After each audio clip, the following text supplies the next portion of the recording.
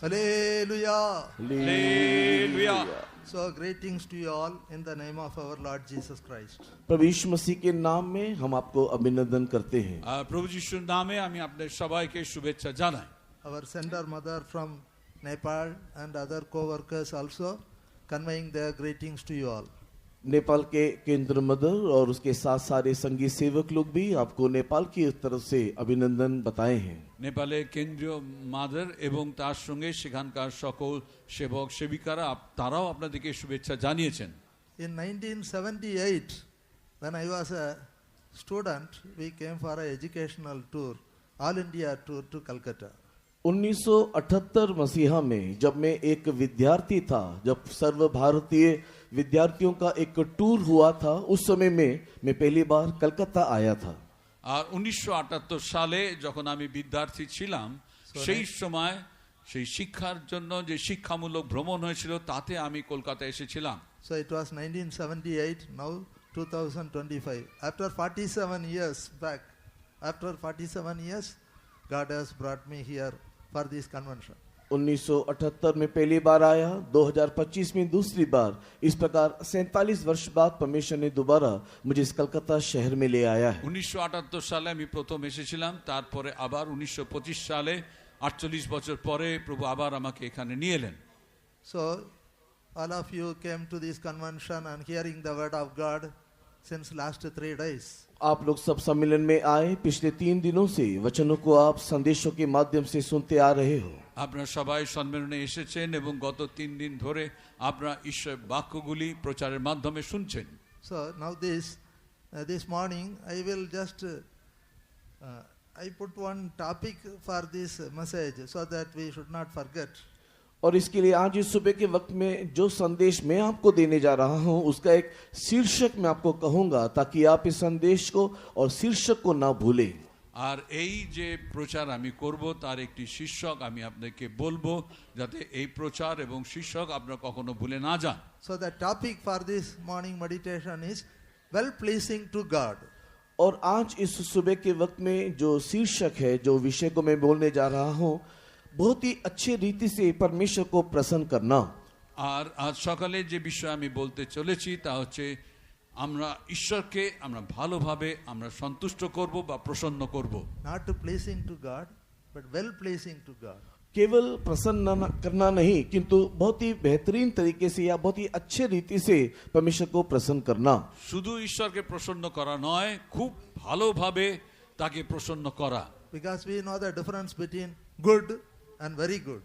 क्योंकि हम इस बात की भिन्नता को भली भांति जानते हैं, अच्छा और बहुत ही अच्छा। আর আমরা এই দুটি বিষয়ের তফাৎ ভালোভাবে জানি যে ভালো এবং খুব ভালো। And God wants us to be well pleasing to him. और परमेश्वर ये चाहता है कि हम उसके निमित्त बहुत ही अधिक उसको प्रसन्न करने वाले, बहुत ही अच्छे प्रसन्न करने वाले होकर के दिखाई दें। আর ঈশ্বর চান যেন আমরা তাকে খুব ভালোভাবে প্রসন্ন করি।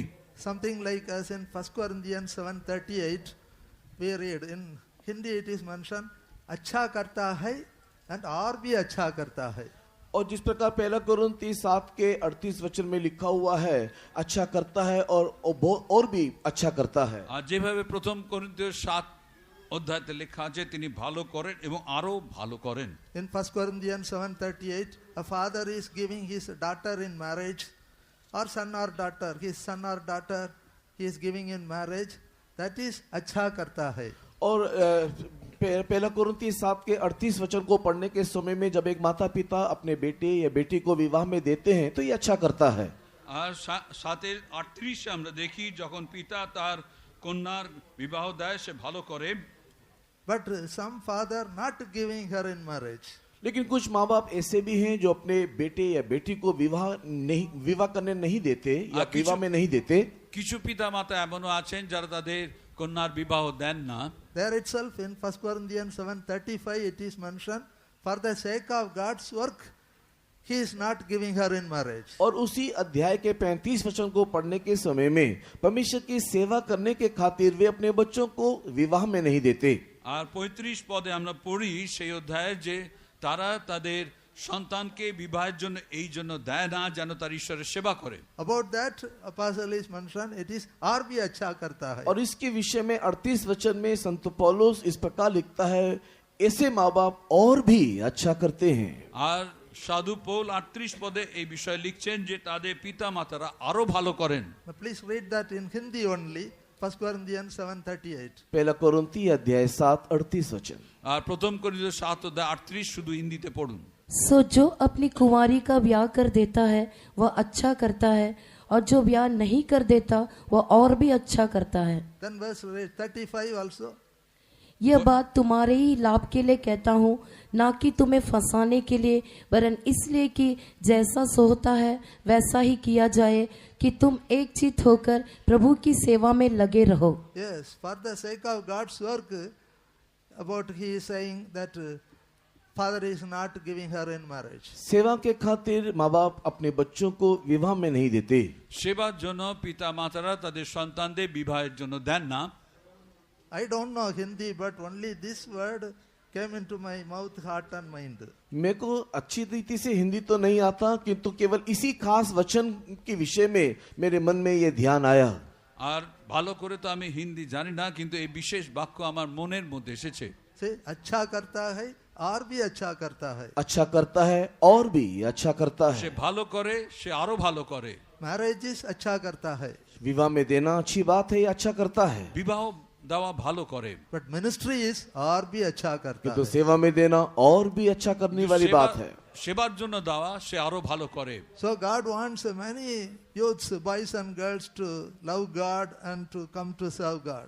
क्योंकि और परमेश्वर ये चाहता है कि बहुत सारे लड़के लड़कियां परमेश्वर को प्रेम करके परमेश्वर की सेवा के लिए बाहर निकल आए।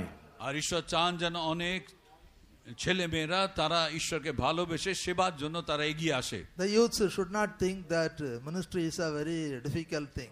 जवान इस बात को नहीं सोचना सेवा करना बहुत ही कठिन बात है।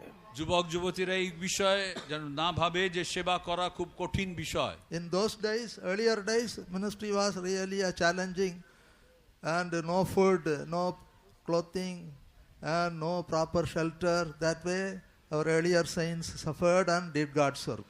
पूर्व दिनों में सेवा करना सच में एक कठिन अनुभव था, क्योंकि खाना नहीं था, पीना नहीं था, रहने के लिए घर ठिकाना नहीं था, किंतु संत लोग उस समय में कठिन परिश्रम करते हुए सेवा किए। আর পুরাতন দিনে যখন এই সেবা করা সত্যি খুব কঠিন ছিল, খাবার ছিল না, পানীয়ের কিছু ছিল না, থাকবার ঘর ছিল না, সেই সময় সাধুগণ খুব কষ্ট করে এই সেবা করেছেন। But now the situation has totally changed. किंतु वर्तमान स्थिति संपूर्ण रीति से बदल गया है। কিন্তু বর্তমানে পরিস্থিতি পূর্ণরূপে বদলে গেছে। You have sufficient food, खाने के लिए पर्याप्त खाना है, খাবার উপচয় খাবার আছে, sufficient clothes, बहुत ही पर्याप्त मात्रा में वस्त्र भी है, অনেক বস্ত্র আমাদের আছে, and necessary shelter. और आवश्यकता के अनुसार रहने का ठिकाना भी है, আর প্রয়োজন অনুসারে থাকবার জায়গাও আছে, And many vehicles, बहुत सारी गाड़ियां हैं, অনেক গাড়ি আছে, many believers. कई विश्वासियां भी हैं। অনেক বিশ্বাসীরাও আছেন।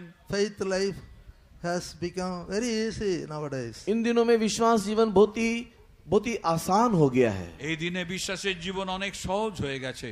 So, it is not a difficult thing to serve God in this generation. इस युग में या इस पीढ़ी में सेवा करना एक कठिन बात नहीं रहा। এখনকার এই যুগে এখনকার বংশের মধ্যে এই সেবা করা আর খুব কঠিন বিষয় নয়। Only one thing, you should love God with your whole heart, soul, mind and strength. केवल एक ही बात है कि संपूर्ण हृदय से बल शक्ति से अपने परमेश्वर को प्रेम करना है। শুধু একটাই বিষয়, আপনার পূর্ণ মনে হৃদয়ে আপনার বল ও শক্তিতে ঈশ্বরকে প্রেম করবেন। You should not love the world. If a man loves the world, the love of the Father is not in him. आप जगत को प्रेम नहीं करना, क्योंकि जो कोई जगत को प्रेम करता है उसमें ईश्वर का प्रेम नहीं है। আপনি জগৎকে ভালোবাসবেন না, কারণ যারা জগৎকে ভালোবাসে তাদের মধ্যে ঈশ্বরের সেই প্রেম নেই। Many people loves the world, wants to go to so many foreign countries to earn money. कई लोग जगत को प्रेम करते हुए विदेश में जाकर के पैसा कमाना चाहते हैं। অনেকে জগৎকে প্রেম করে বিদেশে গিয়ে অনেক টাকা পয়সা রোজগার করতে চায়। But those who love God, they will even come out of the palace like Moses किंतु जो परमेश्वर को प्रेम करते हैं वो राजमहल को छोड़ करके वहां से मूसा के माने निकल पड़ते हैं। আর যারা ঈশ্বরকে প্রেম করেন তারা তাদের রাজমহলকে ত্যাগ করে মসির ন্যায় তারা বেরিয়ে আসেন। We know about Moses, how he was brought up in the king's palace. हम इस मोसेस के बारे में भली भांति जानते हैं कि मूसा किस रीति से राजघराने में और राजमहल में वो पाला पोसा गया और वहां पर वो बड़ा हुआ। আর আপনারা সবাই জানেন কিভাবে মসি সেই রাজপ্রাসাদের মধ্যে তার লালন পালন হয়েছিল এবং সে বেড়ে উঠেছিল। But he refused to be called the son of Pharaoh's daughter and came out of that rich palace, leaving all the treasures of Egypt. और वो मूसा जब सयाना हुआ वो मूसा के वो फरो की बेटी के पुत्र कहलाने से अपने आप को इनकार करते हुए राजमहल को छोड़ करके वो निकल पड़ा।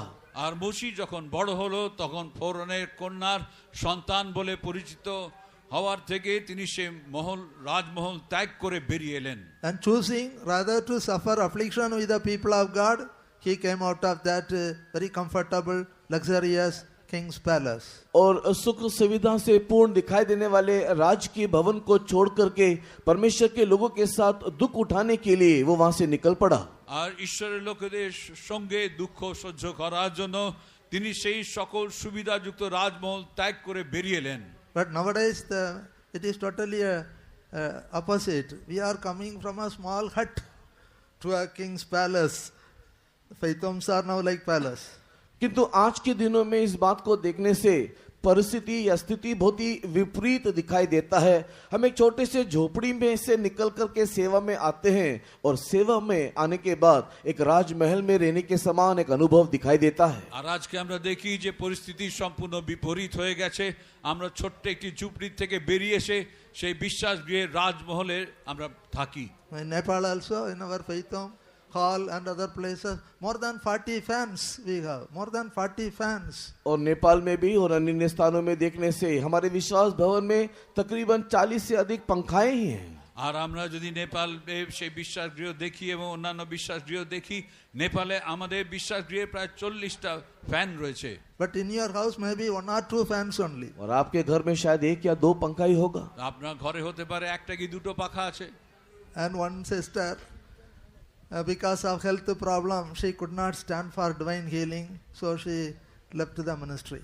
और एक बहन जो ईश्वरी चंगाई में खड़े ना हो पाने के कारण सेवा छोड़ करके वो चली गई। একজন বোন তার স্বাস্থ্যের কারণে সেবা করতে না পারার জন্য তিনি সেবা ছেড়ে চলে গেলেন। And now she is remaining as a believer, good believer. अभी वो एक अच्छी विश्वासी होकर के जी रही है। এখন তিনি একটি ভালো বিশ্বাসী রূপে জীবন যাপন করছেন। So I visited her home once.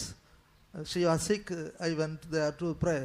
और वो बीमार होने के कारण उसके घर में मैं संदर्शन करने को प्रार्थना करने को जब गया, আর যখন তিনি অসুস্থ হলেন তার গৃহে পরিদর্শন করতে ও প্রার্থনা করতে আমি গেলাম। And she was staying in a very small room with tin shed only, a roof tin shed only. और वो बहुत ही छोटे से कमरे में जिसका जो जो जो ছাদ छत जो था वो टिन का बना हुआ था। আর সেটি ছোট্ট ঘরে থাকতো, টিনের ছাদের সেই ঘর। And bathroom toilet was nowhere, maybe somewhere outside. और वहां पर जब मैंने देखा तो घर से लगा हुआ ना तो कोई वहां पर शौचालय था, शायद कहीं दूरी में रहा होगा।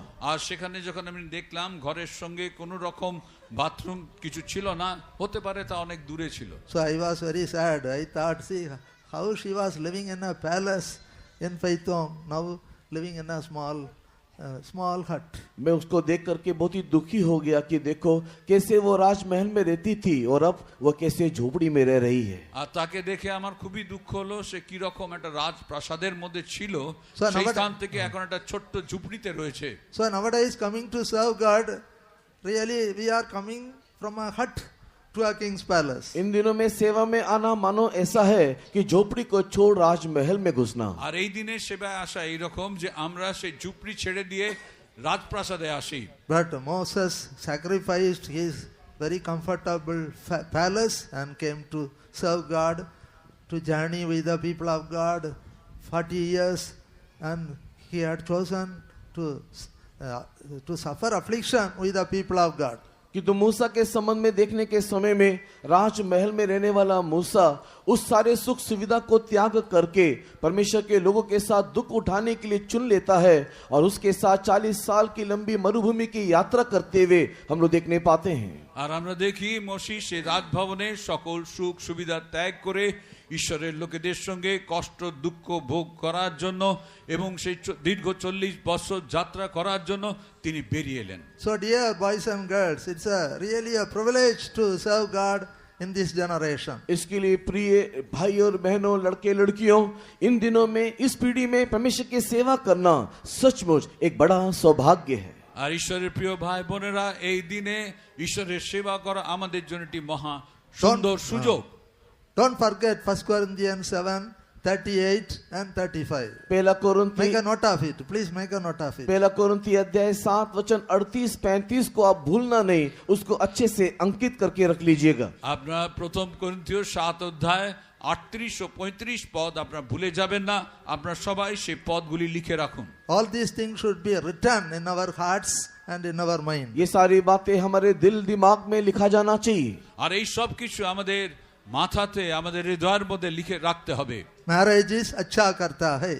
शादी करना अच्छा करना है। যে বিবাহ দেয় সে ভালো করে। Ministry is और भी अच्छा करता है. और जो सेवा में आता है या सेवकाई करता है वो और भी अच्छा करता है। যে সেবা করে, সেবার জন্য আসে, সে আরো ভালো করে। We are praying day and night for our youths, boys and girls. दिन और रात हमारे जवान लड़के लड़कियों के लिए हम प्रार्थना करते हैं। দিন রাত আমাদের যুবক যুবতী ভাই বোনদের জন্য আমরা প্রার্থনা করি। Now the annual youth camp is coming. Many of you may be going for that annual youth camp. वर्तमान हमारा वार्षिक जवानों का शिविर आ रहा है और आप में से भी कई जवान लोग उस शिविर में शायद जा रहे हैं। আর আমাদের বর্তমানে আমাদের বাৎসরিক যুবা শিবির হতে চলেছে এবং আপনারা অনেকেই সেই স্থানে যাবেন। Receive spiritual blessings and come back. और वहां से आत्मिक आशीषों को पाकर के लौटिएगा। আর সেই স্থান থেকে আত্মিক আশীর্বাদ প্রাপ্ত করে ফিরে আসবেন। That's all came to Samuel. आइए हम लोग शामुल के पास आए। আসুন আমরা সবাই স্যামুয়েলের কাছে আসি। Saul did not have any other great expectation in his life. Saul के जीवन में उसकी कोई भी बड़ा अपेक्षा नहीं दिखाई दिया। আর শাউলের জীবনে আরো বড় কিছু তিনি আশা করছিলেন না। His father had some donkeys, asses, some donkeys. और ये साउल के पिताजी के पास कुछ गधे थे। শাউলের বাবার কাছে কিছু গাধা ছিল। So some of the asses were missing, were lost. और ये चरते चरते कुछ गधे का ऐसा हुआ कि वो खो गए। আর কিছু গাধা তাদের হারিয়ে গেল। So the father, Saul's that his father Kish, he sent him to seek and search for the lost asses. और इसी के लिए साउल को उसके पिता कीश ने कहा कि जाओ खोए हुए गधों को ढूंढ लाओ। আর শাউলের পিতা কিশ শাউলকে বললেন, তুমি যাও গিয়ে এই হারিয়ে যাওয়া গাধাগুলোকে খুঁজে আনো। So that way, seeking, searching the asses, finally he came to the place where prophet Samuel was residing. और इस रीति से ये साउल अपने गधे की खोज में घूमते फिरते उस स्थान में जहां पहुंचा जहां पर भविष्यवक्ता शामुएल रहा था। আর সেইভাবে শাউল গাধাগুলোকে খুঁজতে খুঁজতে যেখানে ভাববাদী স্যামুয়েল ছিলেন সেই স্থানে গিয়ে পৌঁছালেন। Neither Saul nor his father had any greater expectation about that Saul.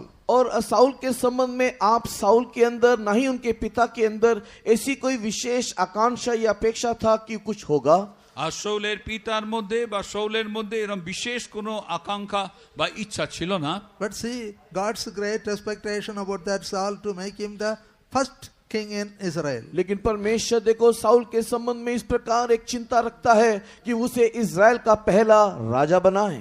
আর দেখুন ঈশ্বর শাউলের সম্বন্ধে এই চিন্তা করেছিলেন যে তাকে তিনি প্রথম ইসরায়েলের রাজা করবেন। So that way he came to that prophet Samuel. और इस रीति से वो भविष्यवक्ता शामुएल के पास साउल आता है। আর সেইভাবে তিনি ভাববাদী স্যামুয়েলের কাছে এলেন। So in 1 Samuel 10th chapter in verse 6 it is written. पहला शामुएल अध्याय 10 वचन 6 में ऐसा लिखा है। আর প্রথম স্যামুয়েল 10 অধ্যায় 6 পদে লেখা আছে, The spirit of the Lord came upon him and he was turned into another man.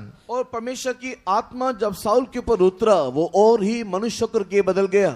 আর ঈশ্বর আত্মা যখন শাউলের উপর নেমে এলো তিনি অন্য মানুষ হয়ে বদলে গেলেন। In verse 9 it was so that when he had turned his back to go from Samuel, God gave him another heart. और 9 वचन में जो ही उसने शामुल के पास से जाने को पीठ फेरी त्यों ही परमेश्वर ने उसके मन को परिवर्तन किया। আর যখন তিনি শৌল স্যামুয়েলের থেকে ফিরে যাচ্ছেন সেই সময় ঈশ্বর তার মনকে পরিবর্তন করলেন। So in verse 6, he was turned into another man. 6 वचन में वो एक और ही मनुष्य करके बदल गया। 6 পরে তিনি আরেকজন মানুষ রূপে বদলে গেলেন। He was turned into another person. और एक वो दूसरा ही मनुष्य करके बदल गया। আরেকটি ব্যক্তি রূপে বদলে গেলেন। Verse 9, God gave him another heart. और 9 वचन में परमेश्वर ने उसको एक नया मन दिया।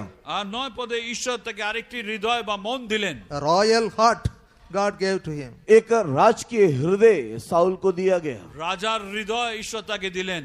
Earlier he had a doby heart. और पहले जो है उसका एक धोबी का हृदय था। তার পূর্বে তার একটি ধোপার সেই হৃদয় ছিল। laundryman. एक धोबा या एक धोबी का हृदय था। একটি ধোপার সেই হৃদয় তার মধ্যে ছিল। Because in Tamil Nadu only dobbies are keeping the asses.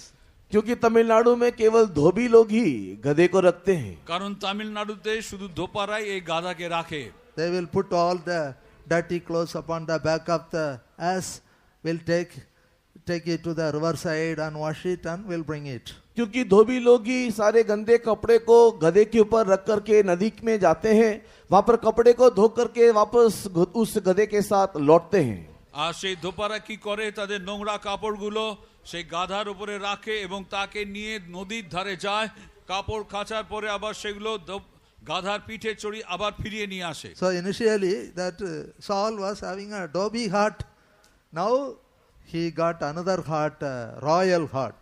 इसी कारण से साउल जो गधे के पीछे जाता था, गधे को रखता था, पहले तो उसके पास एक धोबा का सा हृदय था या धोबी का हृदय था, कि तो अभी अभिषेक के बाद परमेश्वर ने उसके जीवन को या उसके मन को ऐसे बदल दिया कि वो राजकीय मन वाला व्यक्ति हो गया। আর প্রথমে তো শৌলের মধ্যে তারা সেই গাধাকে পালন করত, তার মধ্যে সেই ধোপার সেই হৃদয় ছিল, কিন্তু ঈশ্বর তার মনকে রাজার মন রূপে বদলে দিলেন। So dear boys and girls, you should get another heart. You should become another person, a better person, a royal person.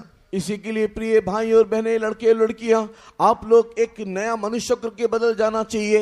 आपको एक नया हृदय मिलना चाहिए, एक राज के हृदय को आप प्राप्त करना चाहिए। সেই জন্য ঈশ্বরের প্রিয় ভাই বোনরা আপনাদের মনকে বদলাতে হবে, আপনাদের মনে সেই রাজার সেই মন পেতে হবে। So annual youth camp is fast approaching, and those who are going, please come back as another person with another heart, a better heart. हमारा वार्षिक युवाओं का शिविर बहुत ही शीघ्र होने जा रहा है। जाने वाले सारे जवान लोग वहां पर जाकर के एक और ही मनुष्य बन के एक उत्तम हृदय को प्राप्त करके वहां से लौटना चाहिए। আমাদের বাৎসরিক যুবা শিবির শীঘ্রই শুরু হবে এবং সেই শিবিরে গিয়ে সমস্ত যুবক যুবতী তারা একটি নূতন মনকে, নূতন হৃদয়কে প্রাপ্ত করে তারা আসবেন। So our topic for meditation, well pleasing to God. और आज हमारे ध्यान का जो शीर्षक है, परमेश्वर को अति प्रसन्न करना। আর আমাদের আজকে ধ্যানের যে বিষয় হচ্ছে আমরা ঈশ্বরকে খুবই ভালোভাবে প্রসন্ন করব। How to be well pleasing to God? कैसे हम परमेश्वर को अत्यधिक प्रसन्न कर सकते हैं? কিভাবে আমরা ঈশ্বরকে খুব ভালোভাবে প্রসন্ন করতে পারি। So there is a great difference between pleasing God and becoming well pleasing to God. और परमेश्वर को प्रसन्न करना और बहुत ही अधिक और भली भांति प्रसन्न करने में भिन्नता है। আর ঈশ্বরকে প্রসন্ন করা এবং তাকে খুব ভালোভাবে প্রসন্ন করার মধ্যে তফাৎ আছে। So there is a great difference between beloved to God and greatly beloved to God. और परमेश्वर का प्रिय होना और परमेश्वर का अति प्रिय होना, इन दोनों में भी फर्क है। আর সেইভাবে ঈশ্বরের প্রিয় হওয়া এবং ঈশ্বরের অতি প্রিয় হওয়ার মধ্যেও তফাৎ আছে। Just make a note of it. In Daniel chapter 9 and 10, we read about Gabriel, that angel Gabriel giving a good testimony about Daniel. और आप इस बात को लिख करके रख लीजिए, दानियल की किताब के अध्याय 9 और 10 वचन में स्वर्गदूत दानियल के संबंध में इस प्रकार एक अच्छी गवाही देता है। আর আমরা দেখি দানিয়েল 9 অধ্যায় 10 পদে আমাদের স্বর্গদূত গাব্রিয়েল দানিয়েলের সম্বন্ধে সে উত্তম সাক্ষ্য তিনি দিচ্ছেন। In Daniel 9:23, we read how that Gabriel angel was saying about Daniel, thou art greatly beloved. और दानियल की किताब 9 अध्याय के 23 वचन में गब्रियल स्वर्गदूत आकर के दानियल के विषय में इस प्रकार कहता है कि तू अति प्रिय ठहरा है। আর দানিয়েল 9 অধ্যায় 23 পদে সেই গাব্রিয়েল দূত এসে তিনি তাকে বলছেন কেননা তুমি অতিশয় প্রীতিপাত্র। In Daniel 10:11 also, दानियल की किताब अध्याय 10 वचन 11 में भी আর দানিয়েল 10:11 আমরা দেখি that angel said unto him, O Daniel, a man greatly beloved. और वहां पर स्वर्गदूत आकर के इस प्रकार कहता है, हे दानियल, हे अति प्रिय पुरुष। আর সেই স্থানে স্বর্গদূত এসে বলছেন হে মহাপ্রীতি পাত্র দানিয়েল। In verse 19 also, 19वें वचन में भी 19 পদেও and that angel said, O man greatly beloved. और वहां पर वो कहता है अति प्रिय पुरुष। আর সেখানে তিনি বলছেন হে মহাপ্রীতি পাত্র। Read verse 19. Daniel 10 verse 19. Daniel की किताब अध्याय 10 वचन 19 पढ़ेंगे। দানিয়েল 10 অধ্যায় 19 পড়ুন। And said, O man greatly beloved, fear not, peace be unto thee, be strong, be strong. And when he had spoken unto me, I was strengthened and said, Let my Lord speak, for thou hast strengthened me. আর তিনি কহিলেন, হে মহাপ্রীতিপাত্র, ভয় করিও না, তোমার শান্তি হোক, সবল হও। তিনি তোমার সহিত আলাপ করিলে আমি সবল হইলাম, আর বলিলাম, আমার প্রভু বলুন, কেননা আপনি আমাকে সবল করিয়াছেন। और उसने कहा, हे अति प्रिय पुरुष, मत डर, तुझे शांति मिले, तो दृढ़ हो और तेरा हियाव बंधा रहे। जब उसने ये कहा तब मैंने हियाव बांधकर कहा, हे मेरे प्रभु, अब कर, क्योंकि तूने मेरे हियाव बंधाया है। Our earlier pastor P.M. Thomas, he used to say this, we should become such people in this generation. और हमारे पूर्व जो प्रधान पास्टर जी पास्टर पीएम थॉमस हुआ करते थे, वो इस प्रकार कहते थे कि हम इस युग में, इस पीढ़ी में, इस वचन में जैसा लिखा है वैसे एक व्यक्ति होकर के दिखाई देना चाहिए। আমাদের পূর্বে প্রধান পালক পিএম থমাস তিনি এই কথা বলতেন যে আমরাও যেন এই যুগে এই রকম মহাপ্রীতির পাত্র আমরা হই। So verse 19, O man greatly beloved. और 19 वचन में लिखा है, हे अति प्रिय पुरुष। আর 19 পদে লেখা আছে হে মহাপ্রীতি পাত্র। Fear not. मत डर, ভয় করিও না। Do not fear. मत डर, ভয় করো না। Peace be unto thee. और तुझे शांति मिले, তোমার শান্তি হোক। Be strong. दृढ़ हो আর সবল হও। Yeah, be strong. और हाँ हिया बांध। See, this, সাহস করো, সবল হও। these are all the encouraging words heaven is speaking to those who are greatly beloved to God. और ये सारी स्वर्गीय वो वाणी है जो परमेश्वर के अति प्रिय है, उनसे परमेश्वर ये सब कहता है। আর এই সকল স্বর্গীয় বাণী যারা ঈশ্বরের অতি প্রিয় তাদেরকে তিনি বলছেন। So dear brothers and sisters, प्रिय भाई और बहनों, প্রিয় ভাই ও বোন, in this generation we should become such greatly beloved people to God. इस पीढ़ी में हम परमेश्वर के इस रीति से अति प्रिय पुरुष होकर के बदल जाना चाहिए। আর এই সময় বা এই বংশের মধ্যে আমরা যেন ঈশ্বরের অতি প্রিয় ব্যক্তি রূপে বদলে যাই। Just being beloved to God is that is one standard. Becoming greatly beloved to God is a higher standard. परमेश्वर के लिए प्रिय होना एक दर्जा है, किंतु परमेश्वर के लिए अति प्रिय होना एक दूसरा ही दर्जा है। আর ঈশ্বরের জন্য প্রিয় হওয়া একটা অবস্থা, কিন্তু ঈশ্বরের জন্য অতিশয় প্রীতিপাত্র হওয়া আরেকটি অবস্থা। So I will briefly explain how we can become greatly beloved to God. और मैं इसको विस्तार से बता करके दूंगा कि कैसे हम परमेश्वर के अति प्रिय पात्र बन सकते हैं। আমি এই বিষয়ে বিস্তারিত বিবরণ করে আপনাকে বলবো।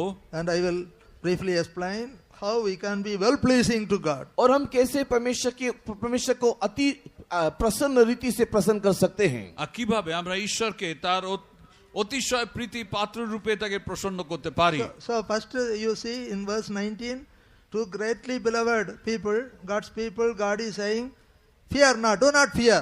और सबसे पहले दानियल की किताब 10 अध्याय 19 वचन में जो परमेश्वर के अति प्रिय पुरुष है, उनसे परमेश्वर कहता है मत डर, भय ना कर। আর দানিয়েল 10 অধ্যায় 19 পদে সে ঈশ্বর তিনি বলছেন হে মহাপ্রীতি পাত্র, ভয় করো না। You may be having some fear in your heart.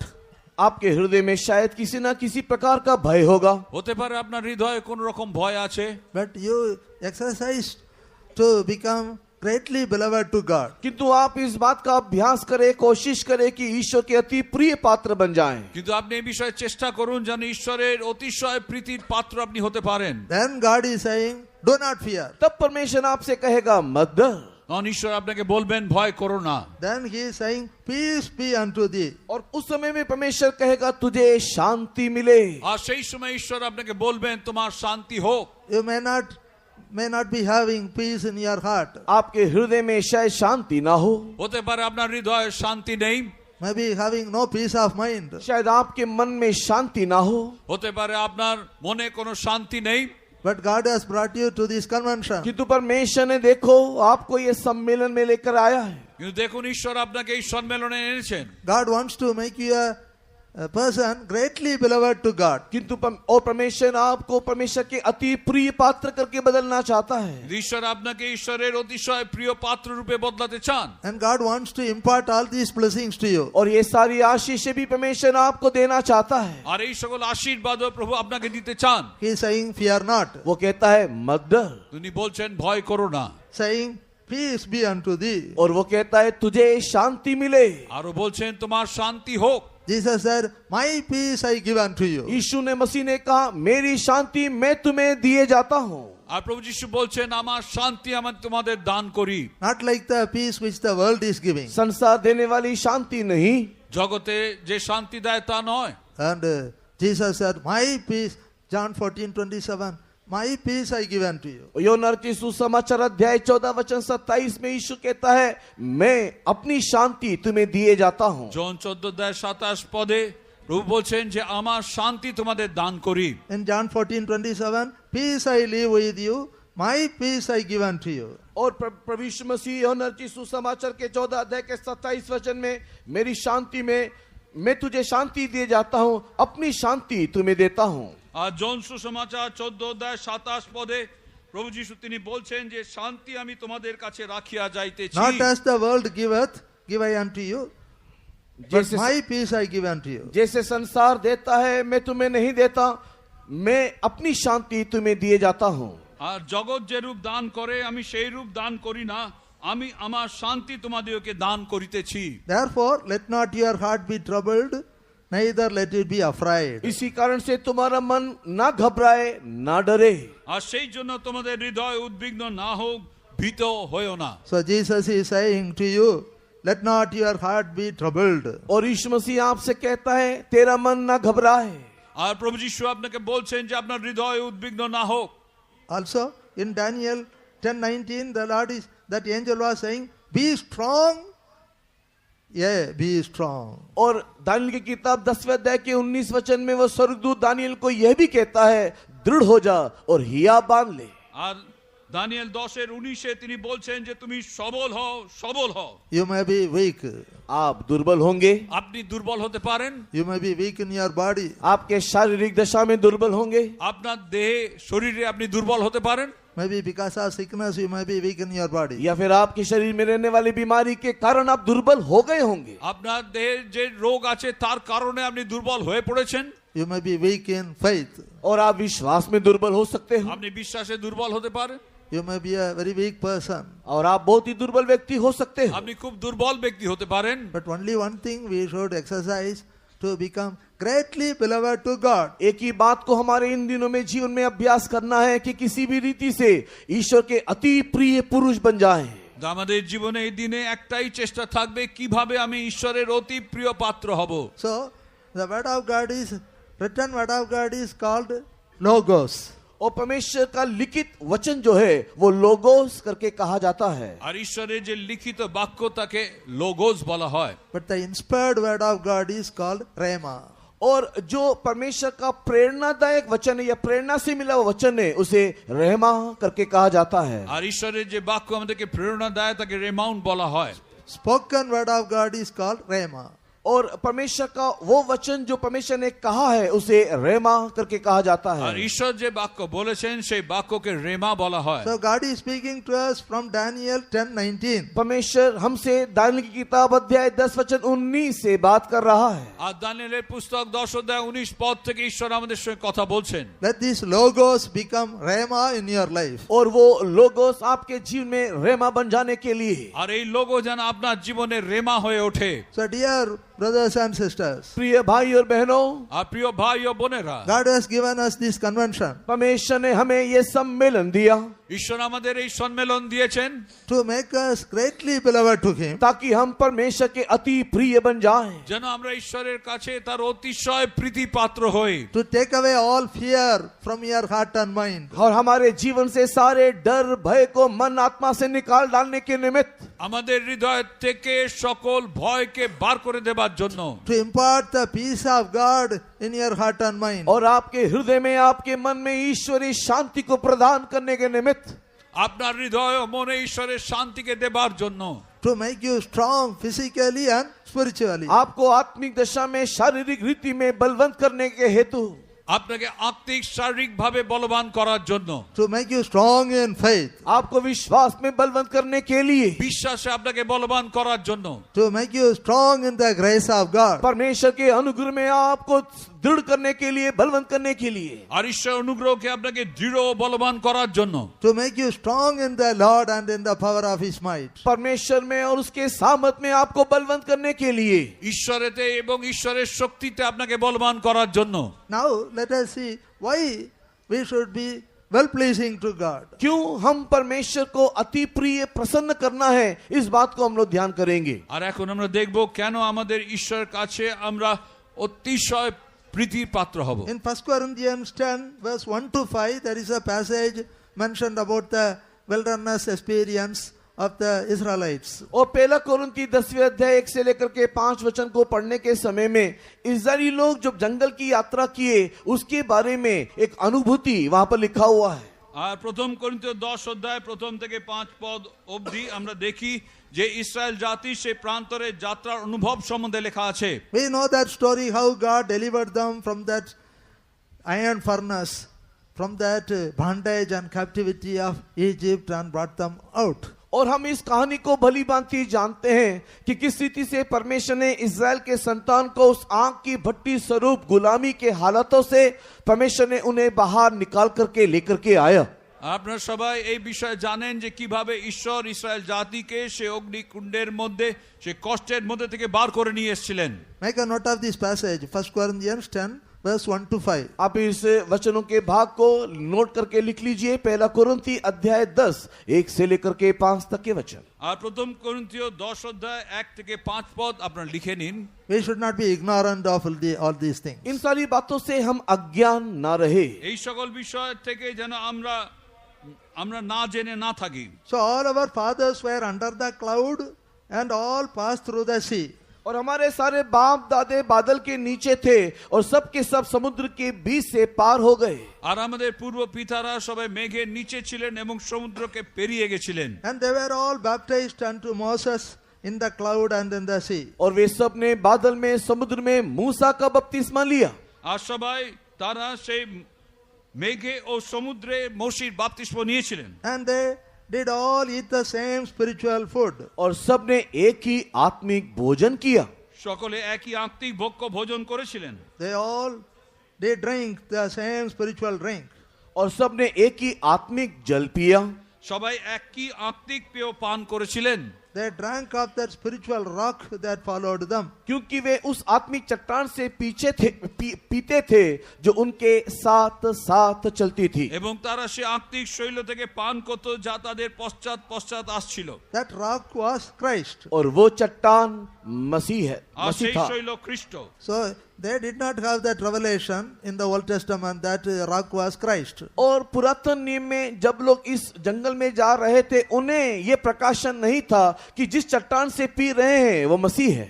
আর পুরাতন নিয়মে তারা যখন যাচ্ছিল তাদের এই প্রকাশ ছিল না যে সেই শৈল খ্রিস্ট বলে। But in the New Testament, Apostle Paul very clearly saying that rock was Messiah, Jesus Christ. लेकिन नए नियम में संत पौलुस इस बात को बहुत ही सुंदर रीति से प्रकटीकरण करते हुए देता है कि वो चट्टान मसीहा है। কিন্তু নতুন নিয়মে সাধু পৌল খুব পরিষ্কার ভাবে এই কথা প্রকাশ করে দিচ্ছেন যে সেই শৈল হচ্ছেন আমাদের যিশু খ্রিস্ট।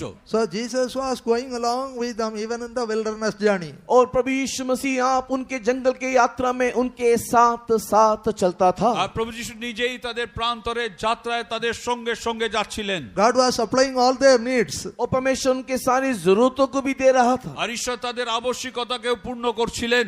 We know that story. Every morning, manna, the Lord was raining manna हम इस कहानी को भली भांति जानते कि हर एक दिन सुबह परमेश्वर मन्ना को बरसाता था। আমরা সবাই এই বিষয়ে জানি যে প্রতিদিন প্রভাতে ঈশ্বর সেই মান্নার বর্ষণ করতেন। and told Moses to smite the rock and water gushed out. और परमेश्वर ने मूसा से कहा कि तू चट्टान को मार, और जब उसने मारा तो चट्टान से पानी फूट निकला। আর ঈশ্বর মোশেকে বললেন তুমি শৈলে আঘাত করো, আঘাত করার পরে তার থেকে জল বেরিয়ে এলো। And sometimes God gave quails also. और कई बार परमेश्वर ने उन्हें खाने के लिए बटेरे भी दिए। Quails. আর ঈশ্বর অনেক সময় তাদেরকে খাবার জন্য সে পাখিও দিয়েছিলেন। So that way God was going along with them in the pillar of cloud and pillar of fire. Day and night God was going with them. और परमेश्वर इस रीति से दिनों रात उनके साथ साथ चलता था। तो रात के समय तो वो आग का खंबा बन के, दिन में वो बादल का खंबा बन के उनके साथ हो लिया था। আর সেইভাবে ঈশ্বর তাদের সঙ্গে দিন রাত তিনি চলতেন। দিনের বেলায় মেঘস্তম্ভ রূপে, রাত্রিতে অগ্নিস্তম্ভ রূপে তাদের সঙ্গে চলতেন। This is what God is doing to us also. ऐसे ही बात परमेश्वर हमारे साथ भी करता है। আর এই বিষয়ে প্রভু আমাদের সঙ্গে করেন। The invisible hand of God is with us, supplying all our needs. अदृश्य परमेश्वर का हाथ हमारे साथ रहते हुए हमारी सारी जरूरतों को वो पूरा करता है। ঈশ্বরের অদৃশ্য হাত আমাদের সঙ্গে থেকে আমাদের সকল আবশ্যকতাকে পূর্ণ করে। But that verse 5 is the very sad verse. किंतु अगला वचन, 5वां वचन बहुत ही दुखित वचन है। 5 যে পদ তা খুবই দুঃখের পদ। Read verse 5. 5 वचन पढ़ेंगे। 5 পদ পড়ুন। But with many of them God was not well pleased, for they were overthrown in the wilderness. কিন্তু তাহাদের মধ্যে অধিকাংশ লোকের প্রতি ঈশ্বর প্রীত হন নাই, ফলত তাহারা প্রান্তরে নিপাতিত হইলেন। परंतु परमेश्वर उनमें से बहुतों से प्रसन्न ना हुआ, इसलिए वे जंगल में ढेर हो गए। That's a very sad verse, but a great truth. कि और ये वचन जो है वो बहुत ही दुखित वचन है, किंतु बहुत ही गहरी सच्चाई यहाँ है। আর এই যে বাক্য তা খুব গভীর দুঃখের বিষয়, কিন্তু সত্য। They enjoyed all the blessings in the wilderness. मरुभूमि में, जंगल के रास्ते में सारे आशीषों को उन्होंने परमेश्वर से प्राप्त किया। আর প্রান্তরের সকল আশীর্বাদ তার ঈশ্বরের থেকে পেল। And the Lord was carrying them like a man carrying a child. जिस प्रकार एक पिता अपने बच्चों को उठा ले चलता है, वैसे ही परमेश्वर इन्हें जंगल में उठाए ले चला। আর যেভাবে এক ব্যক্তি তার সন্তানকে তার কোলে নিয়ে চালায়, সেইভাবে ঈশ্বর তাদেরকে চালিয়েছিলেন। And in Deuteronomy 32 it is mentioned. और व्यवस्था विवरण के 32वें अध्याय में इसका उल्लेख है। আর দ্বিতীয় বিবরণী 32 অধ্যায় তার উল্লেখ করা আছে। In Deuteronomy 32 verse 10, he found him in a desert land and in a waste howling wilderness. He led him about, he instructed him, he kept him as the apple of his eye. 10 वचन में इस प्रकार लिखा हुआ है, उसने उसको जंगल में और सुनसान और गरजने वालों से भरी हुई मरुभूमि में पाया। उसने उसके चू और रहकर उसकी रक्षा की और उसकी आंख की पुतली की नाई उसकी सुधी रखी। তিনি তাহাকে পাইলেন প্রান্তর দেশে পশু গর্জনময় ঘোর মরুভূমিতে। তিনি তাহাকে বেষ্টন করিলেন, তাহার তত্ত্ব লইলেন, নয়ন তারার ন্যায় তাহাকে রক্ষা করিলেন। In verse 11, as an eagle stirreth up her nest, fluttereth over her young, spreadeth abroad her wings, taketh them, beareth them on her wings. So the Lord alone did lead him, and there was no strange God with him. और 11 वचन में इस प्रकार लिखा है, जैसे उकाब अपने घोंसले को हिला हिलाकर अपने बच्चों के ऊपर मंडलाता है, वैसे ही उसने अपने पंख फैलाकर उसको अपने परों पर उठा लिया। ঈগল যেমন আপন বাসা জাগাইয়া তুলে, আপন শাবকগণের উপরে পাখা দোলায়, পক্ষ বিস্তার করিয়া তাহাদিওকে তুলে, পালকের উপরে তাহাদিওকে বহন করে, তদ্রূপ সদাপ্রভু একাকী তাহাকে লইয়া গেলেন। তাহার সহিত কোনো বিজাতীয় দেবতা ছিল So না। the Lord was supplying all their needs. परमेश्वर उनकी सारी जरूरतों को पूरा कर रहा था। আর ঈশ্বর তাদের সকল আবশ্যকতাকে পূর্ণ করছিলেন। In a very sumptuous way, God was supplying all their needs. और बहुत ही अद्भुत रीति से परमेश्वर की सारी जरूरतों को दे रहा था। প্রভু আশ্চর্যভাবে তাদের সকল আবশ্যকতাকে পূর্ণ করছিলেন। All these things are not a story, but a real history. ये सारी बातें जो एक कहानी कथा नहीं, ये एक इतिहास है।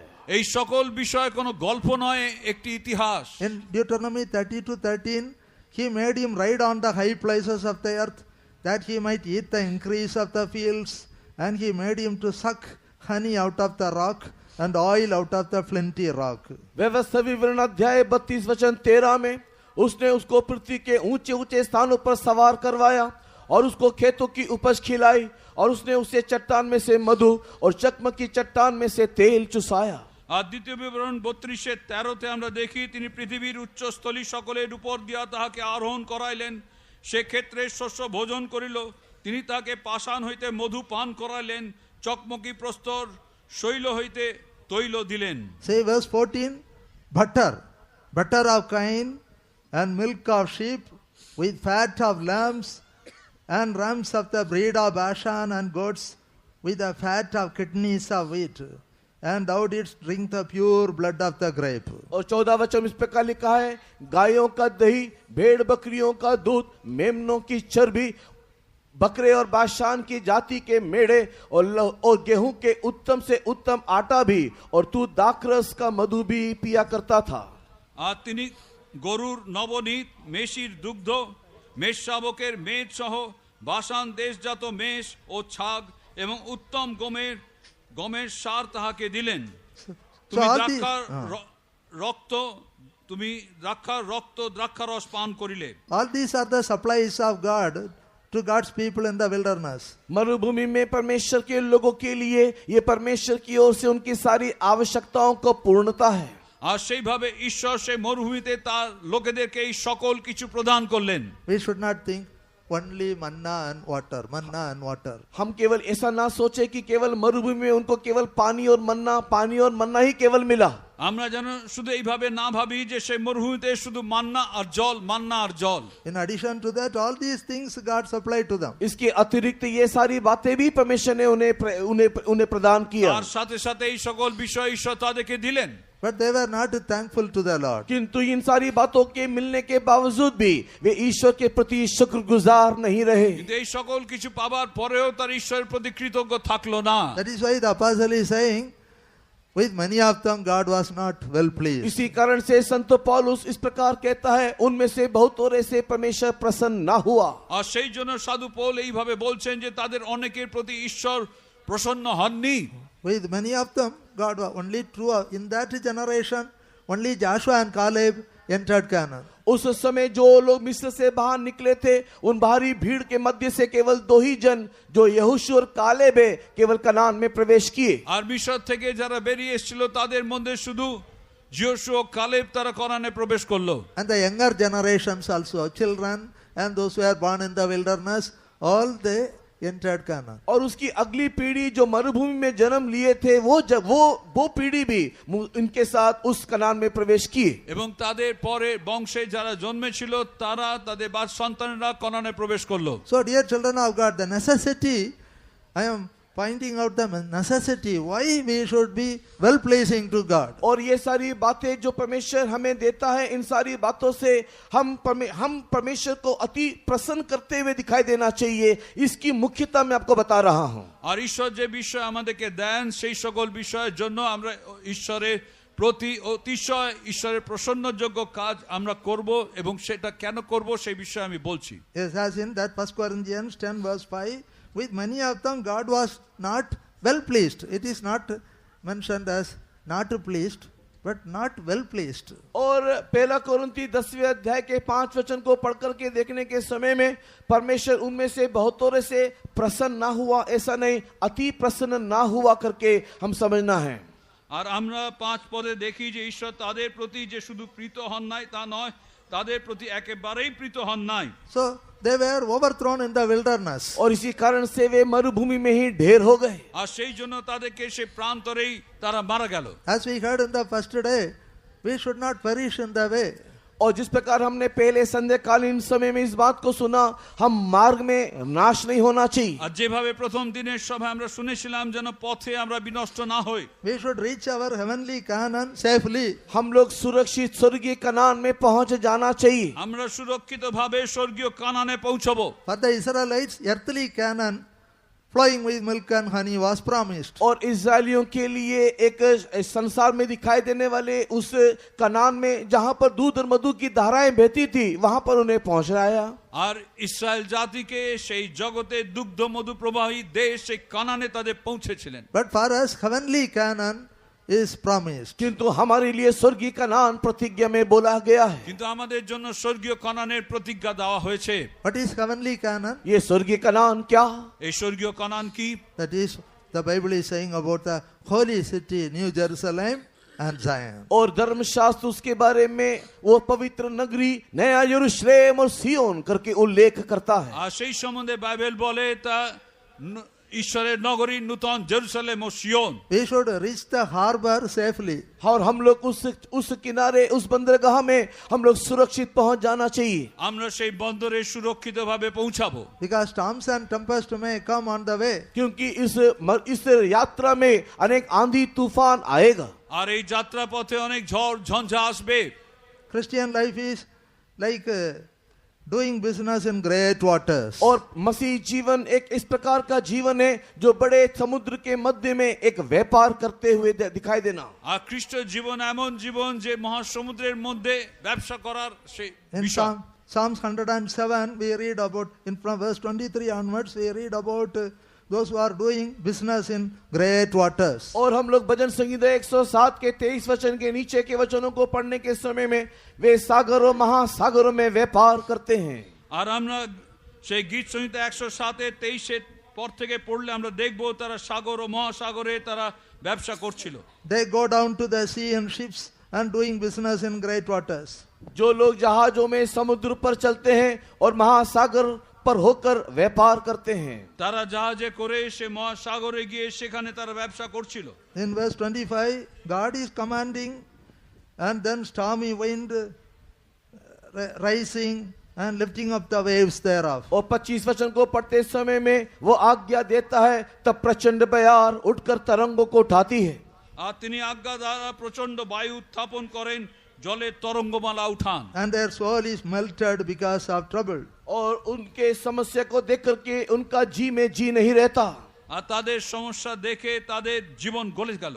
They reel to and fro like a drunken man. और एक शराबी व्यक्ति के समान वो इधर उधर लड़खड़ाते रहते हैं। একজন মত্তের ন্যায় সে এদিকে ওদিকে দুলতে লাগলো। But when they cry unto the Lord in their trouble, God is bringing them out of their किंतु distresses. जब वे संकट में यहोवा की दुहाई देते हैं तब उसकी सकेती से उसको निकालता है। আর সংকটে যখন তারা সদাপ্রভুর কাছে ক্রন্দন করে ঈশ্বর সেই কষ্ট থেকে তাদের মুক্ত করেন। So he maketh the storm a calm.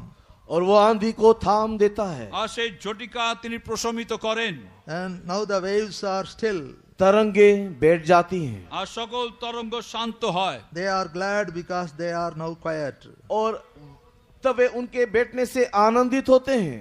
তখন তারা আনন্দ করে কেননা শান্তি হইল। So he bringeth them unto their desired haven or harbor. और वो उनको अपने मन चाहे बंदरगाह में पहुंचा देता আর है। তিনি তাহাদিওকে তাহাদের অভিষ্ট পোতাশ্রয়ে লইয়া যান। So dear children of God, God will bring us safely to our desired, what we desired harbor, to that holy city, New Jerusalem and Zion. परमेश्वर के प्रिय लोगों, हमारा परमेश्वर हमें अपने उस बंदरगाह में जो हमारा पवित्र नगरी ने यरूशलेम और सियोन है हमें निश्चय सुरक्षित पहुंचाएगा। ঈশ্বর প্রিয় লোকেরা, আমাদের ঈশ্বর আমাদেরকে আমাদের সেই নির্দিষ্ট পোতাশ্রয় সেই পবিত্র নগরী সিয়ন ও জেরুজালেমে আমাদের পৌঁছাবেন। Now let us come to the doctrinal point, how we can be well pleasing to God. और आइए वर्तमान हम लोग सिद्धांत और उपदेश के उन भागों को देखें जिस रीति से हम परमेश्वर को अति प्रसन्न कर सकते हैं। এখন আমরা উপদেশের সেই বিষয়কে দেখব যার দ্বারা আমরা ঈশ্বরকে অতি প্রসন্ন করতে পারবো। In Matthew 3, 16 and 17. मत्ती रचित सुसमाचार अध्याय 3, 16, 17 वचन में। মতি সুসমাচার 3 অধ্যায় 16 17 পদ। In Matthew 3, 16 and 17, Jesus went to river Jordan and took baptism in the hands of John the Baptist. मत्ती रचित सुसमाचार अध्याय 3, 16, 17 वचन को देखने से यीशु मसीह बपतिस्मा यूहन्ना बपतिस्मा देने वालों के हाथ से लेने के निमित्त यरदन नदी को गया। আর আমরা দেখি মতি 3 অধ্যায় 16 17 পদে প্রভু যিশু বাপ্তিস্ম নেবার জন্য সেই জর্দনে নামলেন। So Jesus was baptized and went up straightway out of the water. और यीशु मसीह पानी का बपतिस्मा लिया और जब वो पानी से बाहर निकला আর প্রভু যিশু জলবাপ্তিস্ম গ্রহণ করে জল থেকে বেরিয়ে এলেন। And the heavens were open. उस समय में देखो स्वर्ग खुल गया আর সেই সময় স্বর্গ খুলে গেল। And the Spirit of God like a dove came and rested upon Jesus. और उस समय में परमेश्वर की आत्मा कबूतर की नाई यीशु मसीह के ऊपर आकर के बैठा। আর সেই সময় ঈশ্বর আত্মা কপতের ন্যায় প্রভু যিশুর উপরে এলো। Immediately there was a voice from heaven. उसी समय में आकाशवाणी हुई। আর সেই সঙ্গে সঙ্গে স্বর্গ থেকে বাণী হলো। That is the best voice which the earth ever heard. और ये वो सब सर्वोत्तम वाणी है जो पृथ्वी ने कभी सुना होगा। এটাই সেই সর্বোত্তম বাণী যা পৃথিবী কখনো শুনেছে। So voice of God from heaven saying, "This is my beloved son, in whom I am well pleased." और स्वर्ग से पिता परमेश्वर की यह वाणी हुआ, ये मेरा प्रिय पुत्र है जिससे मैं अत्यंत प्रसन्न हूँ। আর স্বর্গ থেকে এই বাণী হলো, ইনি আমার প্রিয় পুত্র, ইহাতে আমি প্রীত। So here Jesus had the two experience. He took water baptism and received Holy Spirit. यहाँ पर यीशु मसीह में दो अनुभूतियों को हम देखने पाते हैं। एक, उसने पानी का बपतिस्मा लिया और दूसरा वो पवित्र आत्मा का अभिषेक को प्राप्त किया। আর এখানে প্রভু যিশুর মধ্যে দুটি অনুভবকে আমরা দেখি। তিনি জলবাপ্তিস্ম নিলেন এবং পবিত্র আত্মার অভিষেককে প্রাপ্ত করলেন। We know who is Jesus from the Bible. धर्मशास्त्र के माध्यम से हम जानते हैं कि यीशु कौन है। আর বাইবেলের থেকে আমরা জানতে পারি যিশু কে। And he did no sin. उसने कोई पाप नहीं किया। তিনি কোনো পাপ করেননি। In him is no sin. उसमें कोई पाप नहीं था। তার মধ্যে কোনো পাপ ছিল না। And he knew no sin. उसने कोई पाप को जाना भी नहीं। তিনি কোনো পাপ জানতেন না। Therefore, it was not necessary for Jesus to repent and take baptism. इसी कारण से वो मन फिरा के पश्चाताप करके पानी का बपतिस्मा ले, ये यीशु के लिए आवश्यक नहीं था। আর সেই কারণে প্রভু যিশুর প্রয়োজন ছিল না যে তিনি মন অনুতাপ করে জলবাপ্তিস্ম নেবেন। But for us, repentance is needed. किंतु हमारे निमित्त एक अनुताप होना, पश्चाताप होना आवश्यक है। কিন্তু আমাদের জন্য সে অনুতাপ করা প্রয়োজন। Because our first ancestors, Adam and Eve, disobeyed God. The whole mankind is under that sin of disobedience. क्योंकि हमारे पूर्व पिता आदम और हवा ने पाप किया और हम उसके वंशधर सब ने पाप किया। আর আমাদের পূর্ব পিতা আদম তিনি পাপ করলেন, তার দ্বারা সমস্ত মানুষ পাপ করলো। So all have sinned and come short of the glory of God. सब ने पाप किया और सारे लोग महिमा रहित हो गए। আর সবাই পাপ করলো এবং ঈশ্বরের মহিমা বিহীন হলো। So human beings should repent and should take water baptism and should receive Holy Spirit. इसी कारण से मानव जाति को चाहिए कि अपने पापों के लिए पश्चाताप करे और पानी का बपतिस्मा ले और पवित्र आत्मा के अभिषेक को भी पाए। আর সেই জন্য মানুষের প্রয়োজন সে অনুতাপ করুক, জলবাপ্তিস্ম নিক এবং পবিত্র আত্মার অভিষেককে প্রাপ্ত করুক। If anybody in this convention not yet saved, not yet taken baptism, best opportunity for you to be saved and to take water baptism. अगर इस सम्मेलन में आए में से कोई भी लोग अभी तक अगर मन फिराया नहीं या उद्धार की अनुभूति को पाया नहीं, तो ये आपके लिए एक उत्तम मौका है कि आप उद्धार को पाओ, पानी के बपतिस्मा को लो और पवित्र आत्मा का अभिषेक को पाओ। আর এই সম্মেলনের মধ্যে যদি এমন কেউ থেকে থাকেন যারা সেই জলবাপ্তিস্মকে নেননি, যারা পরিত্রাণকে পাননি, এটাই মহান সুযোগ আপনার জন্য। এই সম্মেলনে আপনি তা গ্রহণ করুন। So on the day of Pentecost, Peter was preaching to the big crowd, repent and be baptized, every one of you, for the remission of sins. Then you will receive the gift of the Holy Ghost. और पेंटिकोस के दिन में इसी प्रकार की एक बड़ी भीड़ को देख करके पतरस ने प्रचार किया और कहा कि अपने अपने पापों के लिए मन परिवर्तन करो और अपने पाप की क्षमा के लिए पानी का बपतिस्मा लो, तो तुम पवित्र आत्मा के दान पाओगे। আর 50 সপ্তমীর দিনে সাধু পিতর তিনি এইভাবে প্রচার করছেন যে তোমরা মন ফেরাও, তোমাদের পাপের জন্য অনুতাপ করো, জলবাপ্তিস্মকে গ্রহণ করো, তবে পবিত্র আত্মার সেই দান তোমরা পাবে। So to the believers, this is not something new, but for the new souls, really this is a new truth. विश्वासियों के लिए एक नई बात नहीं होगी, लेकिन नए नए लोग जो यहाँ पर आए उनके लिए ये एक नया उपदेश है, सिद्धांत है। আর বিশ্বাসীদের জন্য এটা নতুন বিষয় নয়, কিন্তু যারা নতুন এসেছেন তাদের জন্য একটি নতুন বিষয়। Dear brother, dear sister, you should become well pleasing to God. परमेश्वर के प्रिय भाई और बहन, आपको परमेश्वर के अति प्रिय होकर के बदल जाना है। ঈশ্বরের প্রিয় ভাই, প্রিয় বোন, আপনাকে ঈশ্বরের অতি প্রিয় রূপে বদলাতে হবে। So it's very easy to become well pleasing to God. परमेश्वर को अति प्रसन्न करना बहुत ही आसान है। আর ঈশ্বরকে অতি প্রসন্ন করা খুবই সহজ। Somebody told it is like ABC, accept. আর কেউ কেউ বলছেন এটা এবিসির মতো, और আপনি कुछ लोग গ্রহণ कहते हैं ये করুন। तो ABC के समान है, सबसे पहले ग्रहण करना, accept that you are a sinner. सबसे पहले इस बात को मान लेना कि मैं पापी हूँ। সবার আগে স্বীকার করবেন আমি পাপী। Believe. दूसरा बी बिलीव या विश्वास करना। আর দ্বিতীয় বি বিশ্বাস করবেন। Believe that Christ died for you. इस बात को विश्वास करें कि मसीह तेरे लिए मरा है। আর এই বিষয়ে বিশ্বাস করবেন খ্রিস্ট আপনার জন্য মরেছেন। Believe in your heart that Christ died and rose again. और इस बात को अपने हृदय में विश्वास करना कि यीशु मरा और जी भी उठा। আর এই কথা আপনার হৃদয়ে বিশ্বাস করবেন প্রভু যিশু মরেছেন এবং জীবিত হয়ে উঠেছেন। And confess it with your mouth. और जो अगला विषय है वो अपने मुंह से इस बात को स्वीकार আর करना। আপনার মুখে সেই বিষয় স্বীকার করবেন। See, ABC, very easy. और देखो ABC कितना आसान है। দেখুন এবিসি কত সহজ। Accept, believe, confess, you will be saved. और आप मान लेना है, विश्वास करना है और स्वीकार करना है, आपको उद्धार मिल जाएगा। আপনি গ্রহণ করবেন, বিশ্বাস করবেন, স্বীকার করবেন। Your day of salvation is not in a very distant future, but today is the day of salvation. आपके उद्धार का दिन भविष्य काल में होने वाला कोई बात नहीं, वर्तमान ही आप उस उद्धार को पा सकते हो। আপনার সেই পরিত্রাণ ভবিষ্যতে কখনো হবে তা নয়, আজই আপনি তা পেতে পারেন। If not yet saved, today you can be saved and be filled with the joy of salvation. अगर अभी तक आप उद्धार नहीं पाए तो आज उद्धार पा लो और उस उद्धार के आनंद में परिपूर्ण हो जाओ। আপনি পরিত্রাণ না পেয়ে থাকলে আজই সেই পরিত্রাণকে প্রাপ্ত করুন, পরিত্রাণের আনন্দে আপনি মগ্ন হন। Then God the Father will be well pleased with you. तब परमेश्वर जो स्वर्गीय पिता परमेश्वर है वो आप में अति प्रसन्न होगा। আর তখন আপনার স্বর্গীয় পিতা আপনার প্রতি অতি প্রসন্ন হবে। If you repent and take water baptism and receive Holy Spirit, अगर आप मन फिराओगे, पानी की बपतिस्मा लेकर के पवित्र आत्मा के दान पाओगे, আর আপনি মন ফিরিয়ে জলবাপ্তিস্ম নিলে পবিত্র আত্মার দান আপনি পাবেন। then the Father will say, "This is my beloved son, beloved daughter, in whom I am well pleased." उस समय में पिता परमेश्वर ये बोलेगा, ये मेरा प्रिय पुत्र है, ये मेरी प्रिय पुत्री है, जिससे मैं अत्यंत प्रसन्न हूँ। আর তখন সে পিতা ঈশ্বর তিনি বলবেন, এই আমার প্রিয় পুত্র প্রিয় কন্যা, তাতে আমি অতি প্রসন্ন। Now we go to second point. By prayer life, we can become well pleasing to God. अब अगला कदम आगे बढ़ेंगे, हम प्रार्थना के द्वारा परमेश्वर को अति प्रसन्न कर सकते हैं। আর দ্বিতীয় বিষয় হচ্ছে আমরা আমাদের প্রার্থনার দ্বারা ঈশ্বরের অতি প্রসন্নযোগ্য হতে পারি। So in Luke 9:28, we see Jesus taking Peter, James and John to a very high mountain to pray.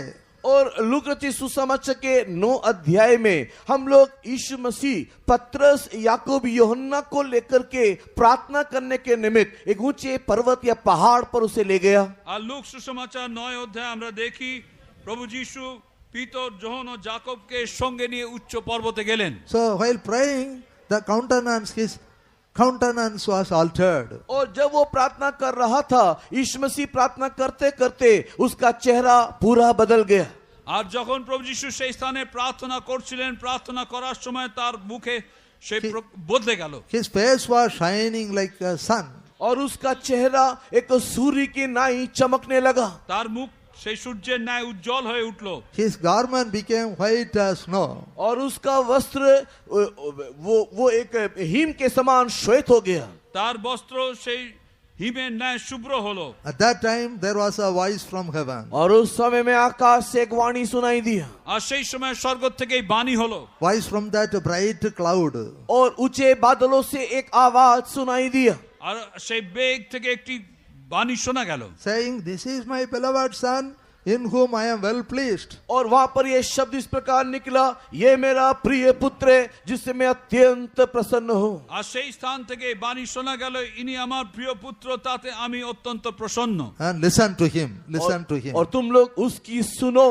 আর তোমরা তার কথা শোনো। So in 2 Peter 1, verse 17 to 19, Peter was quoting that incident. पहला पत्रस उसके पहले अध्याय के 17-18 वचन में संत पत्रस जो है इन बातों को वहां पर उल्लेख कर रहा है। আর প্রথম পিতর 17-18 পদে, প্রথম পিতর 1 অধ্যায় 17-18 পদে পিতর এই বিষয়ে বর্ণনা করছেন। In 2 Peter 1:19 read, पहला पत्रस उसके पहले अध्याय के 19 वचन को पढ़ेंगे।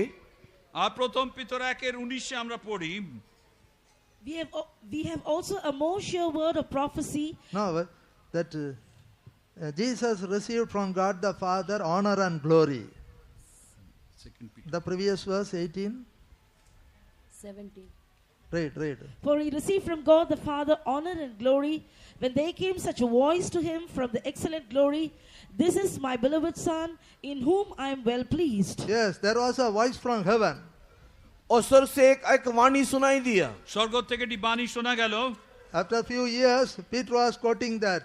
और कई सालों के बाद पतरस इस बात को वहां पर उल्लेख कर रहा है। অনেক কয়েক বছর পরে পিতর এই বিষয়ে উল্লেখ করছেন। That verse 18, this voice which came from heaven we heard when we were with him in the holy mount. और जब हम लोग पवित्र पर्वत में थे उस समय में ये वाणी हमने सुना। दूसरा पतरस पहला अध्याय 17 वचन। আর স্বর্গ হইতে উপনীত সেই বাণী আমরা শুনিয়াছি যখন তাহার সঙ্গে পবিত্র পর্বতে ছিলাম।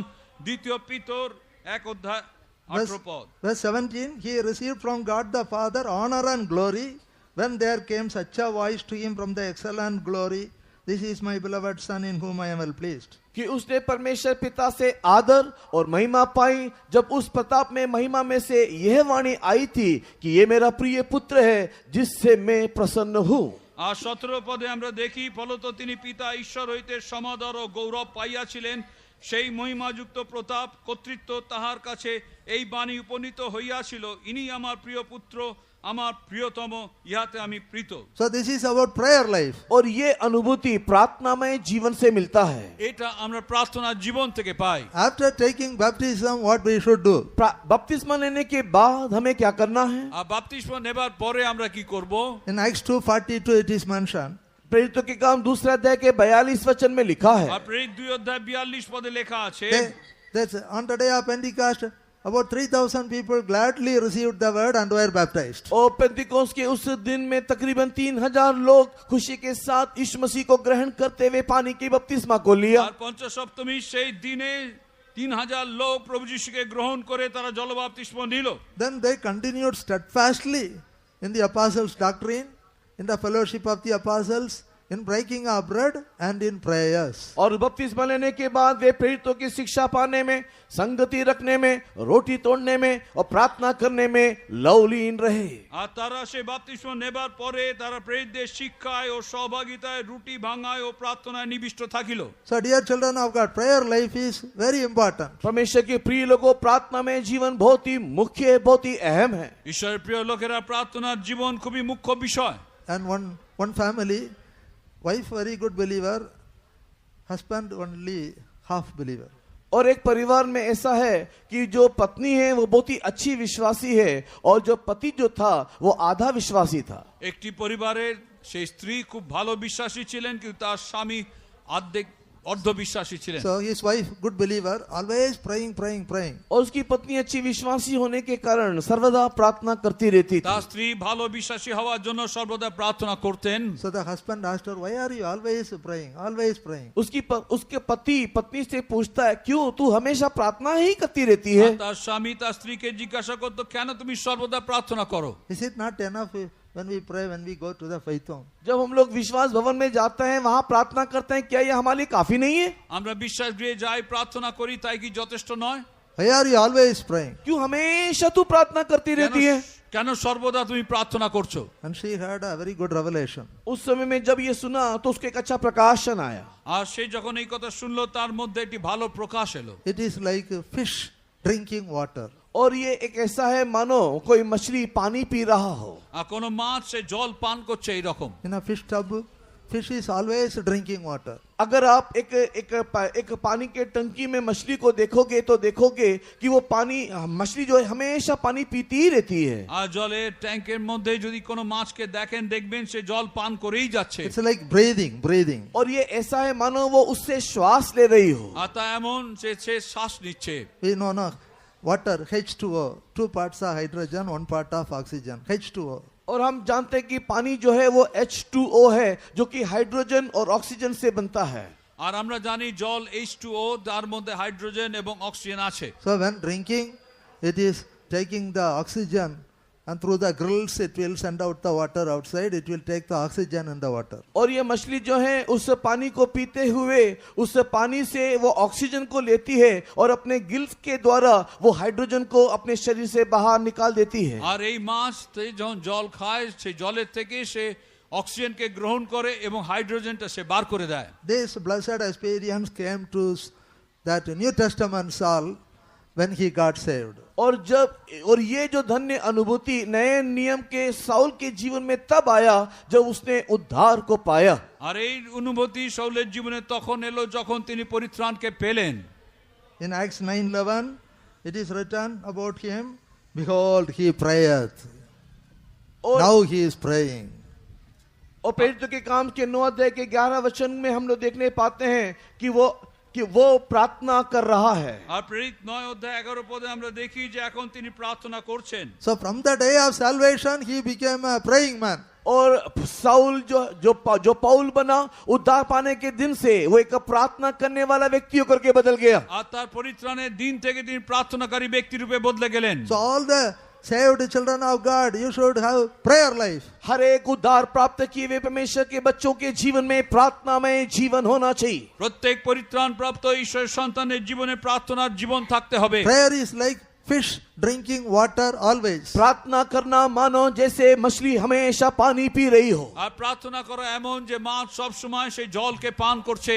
Fish will not drink water during breakfast time, then lunch time, then dinner time. That way, fish will not drink in a limited way. It will not drink water in a limited way. मछली जो है वो केवल नाश्ता के समय में, दोपहर के खाना के समय में या रात्रि खाना के समय में ही केवल पानी को नहीं पीती। वो केवल समय में या कुछ समय के लिए केवल पानी नहीं पीती, हमेशा लगातार निरंतर वो पानी पीती ही रहती है। আর মাছ শুধু সকালের খাবার সময়, দুপুরে খাবার সময়, রাত্রে খাবার সময় জল পান করে তা নয়, কিন্তু সে সর্বদাই সেই জলকে পান করে। So always be praying. इसी के लिए हम भी लगातार निरंतर प्रार्थना करते रहना है। আর সেই কারণে আমরাও নিরন্তর প্রার্থনা করতে থাকবো। In Luke 21:36, लूक रचित सुसमाचार 21वें अध्याय के 36 वचन में, লুক সুসমাচার 21 অধ্যায় 36 পদ। watch ye therefore and pray always. इसी के लिए हमेशा जागते हुए प्रार्थना करते रहो, আর সেই জন্য জেগে থেকে প্রার্থনা করো, that ye may be accounted worthy to escape all these things that shall come to pass, and to stand before the Son of Man. कि तुम इन सब आने वाली घटनाओं से बचने और मनुष्य के पुत्र के सामने खड़े होने के योग्य बनो। আর তোমরা সর্বসময় জাগিয়া থাকিও এবং প্রার্থনা করিও যেন এই যে সকল ঘটনা হইবে তা এড়াইতে পারো এবং মনুষ্যপুত্রের সম্মুখে দাঁড়াইতে শক্তিমান হও। See, like a snare, so many evil things are coming upon the earth. फंदे की नाई कई प्रकार की अनहोनी बातें पृथ्वी पर देखो इन दिनों में आ रहा है। আর ফাঁদের মতো অনেক বিষয় পৃথিবীতে আসছে। See, 2004 tsunami, 2004 में सुनामी आया, 2004-এ সুনামি এসেছিল। about more than 2,25,000 people died in that tsunami. उस सुनामी में लगभग 2,25,000 लोग मारे गए। 2,25,000 লোক সেই সুনামিতে মারা গেছিল। See the Nepal earthquake, I was there. 2 earthquakes, 25th April 2015. और नेपाल में जब भूमिकंप हुआ मैं भी वहां पर था। 25 अप्रैल 2015 में जब ये भूमिकंप हुआ, আর 25 এপ্রিল 2015-এ যখন নেপালে ভূমিকম্প হলো আমি সেখানে ছিলাম। So all people vacated their homes and staying outside in the road only, putting tent, staying outside in the उस road only. भूमिकंप के चलते सारे लोग अपने घर बार द्वार छोड़ करके बाहर तंबू गाड़ करके रहने लगे। আর সেই ভূমিকম্পের জন্য সবাই ঘর থেকে বেরিয়ে এসে বাইরে তাম্বু গেড়ে সেখানে থাকতে লাগলো। Again 12th May 2015, again second earthquake came. और दूसरी बार 12 मई 2015 में और एक बार भूमिकंप हुआ। আর 12 মে মাসের 12 তারিখে আবার সেখানে ভূমিকম্প হলো। About COVID-19, you know about it. आप लोग सब कोविड-19 से अज्ञात नहीं हो। আর কোভিড-19-এ আপনারা সবাই জানেন How long there was a lockdown. कितने दिनों तक वो एक लॉकडाउन भारत में दिखाई दिया। কতদিন লকডাউন ছিল। More than 77 lakhs people died worldwide. और पूरे विश्व में कम तकरीबन 77 लाख लोग इस कोविड में मारे गए। প্রায় 77 লাখ লোক এই কোভিডে সারা বিশ্বে মারা গেছিল। See the war going on between Russia and Ukraine. Russia और यूक्रेन के मध्य में चलने वाला युद्ध को देखो। রাশিয়া ইউক্রেনের মধ্যে চলার যুদ্ধকে দেখুন। That war between Israel and Iran.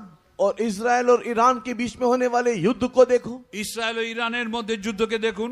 See 12th June this year, Ahmedabad London flight crashed. About 265 people died. 12 जून में इस साल ही अहमदाबाद से उड़ान भरने वाले हवाई जहाज गिर गया और 2,065 लोग उस हवाई जहाज में मारे गए। আর এই বছরই 265 लोग मारे गए। এই বছরে আহমেদাবাদ থেকে লন্ডনে যাওয়ার যে উড়ান ছিল সেই উড়ানের দুর্ঘটনা হয় এবং 265 জন মারা যায়। So all these things came to my mind yesterday night and I wrote it ये to tell you. सारी बातें मेरे मन में कल पड़ा और मैंने इन सारी बातों को लिख करके इसके लिए रखा कि आपको मैं बताऊं। আর এই সকল কথা গত রাত্রে আমার মনে এলো, আমি লিখে রাখলাম যেন আজকে আপনাকে বলতে পারি। So Luke 21:35. और लूक रची सुसमाचार 21वें अध्याय के 35 वचन में, look সুসমাচার 21:35-এ, As a snare shall it come on all them that dwell on the face of the whole earth. और वो सारी पृथ्वी पर सब रहने वालों पर इसी प्रकार आ पड़ेगी। কেননা সেই দিন সমস্ত ভূতল নিবাসী সকলের উপরে উপস্থিত হইবে। So how to escape all these snares? और ये जो सारे फंदा अचानक आ पड़ेगा, इससे हम कैसे बच पाएंगे? এই হঠাৎ ফাঁদের থেকে কি করে আমরা বাঁচবো? See, in the house of Job also 10 children. Ayub के घर में भी देखो 10 उसके बच्चे थे। ইয়োবের ঘরেও 10টা সন্তান ছিল, 7 sons, 3 daughters. 7 बेटे 3 बेटियां। 7টি পুত্র 3টি কন্যা। And calling their sisters to eat and drink. And always a feast, very rich family, always feast, eating, drinking, wine also. और उन लोग बहुत ही धनी परिवार होने के कारण भाई बहन आपस में एक दूसरे को बुला करके एक जगह में इकट्ठा होकर के हमेशा खाते पीते थे, मधुपान करते আর थे। তারা খুবই ধনী পরিবার হওয়ার কারণে তারা পরস্পর নেমন্তন্ন করত এবং তারা সবাই মিলে খাওয়া দাওয়া করত এবং দ্রাক্ষারস পান করত। It is not mentioned they were fasting and praying. They were feasting and drinking wine only. ऐसा Eating, नहीं- drinking, feasting and drinking wine. ऐसा नहीं लिखा है कि उन लोग एक जगह में इकट्ठा होकर के उपवास लेकर के प्रार्थना कर रहे थे, परंतु ये लिखा हुआ है कि लोग खाते पीते और दाखरस पी रहे थे। আর এখানে এরকম লেখা নেই যে তারা সবাই একত্রিত হতো সেখানে উপবাস করে প্রার্থনা করার জন্য, তা নয়, কিন্তু তারা একত্রিত হতো খাদ্য পানীয় গ্রহণ করার এবং দ্রাক্ষারসকে পান করার জন্য। In 1 Corinthians 10, there is a revelation. Eating, drinking and playing, that is idolatry. और पहला कोरिन्थी की 10 अध्याय में इस प्रकार एक प्रकाशन लिखा हुआ है कि खाना पीना और खेलना एक मूर्ति पूजा के तुल्य है।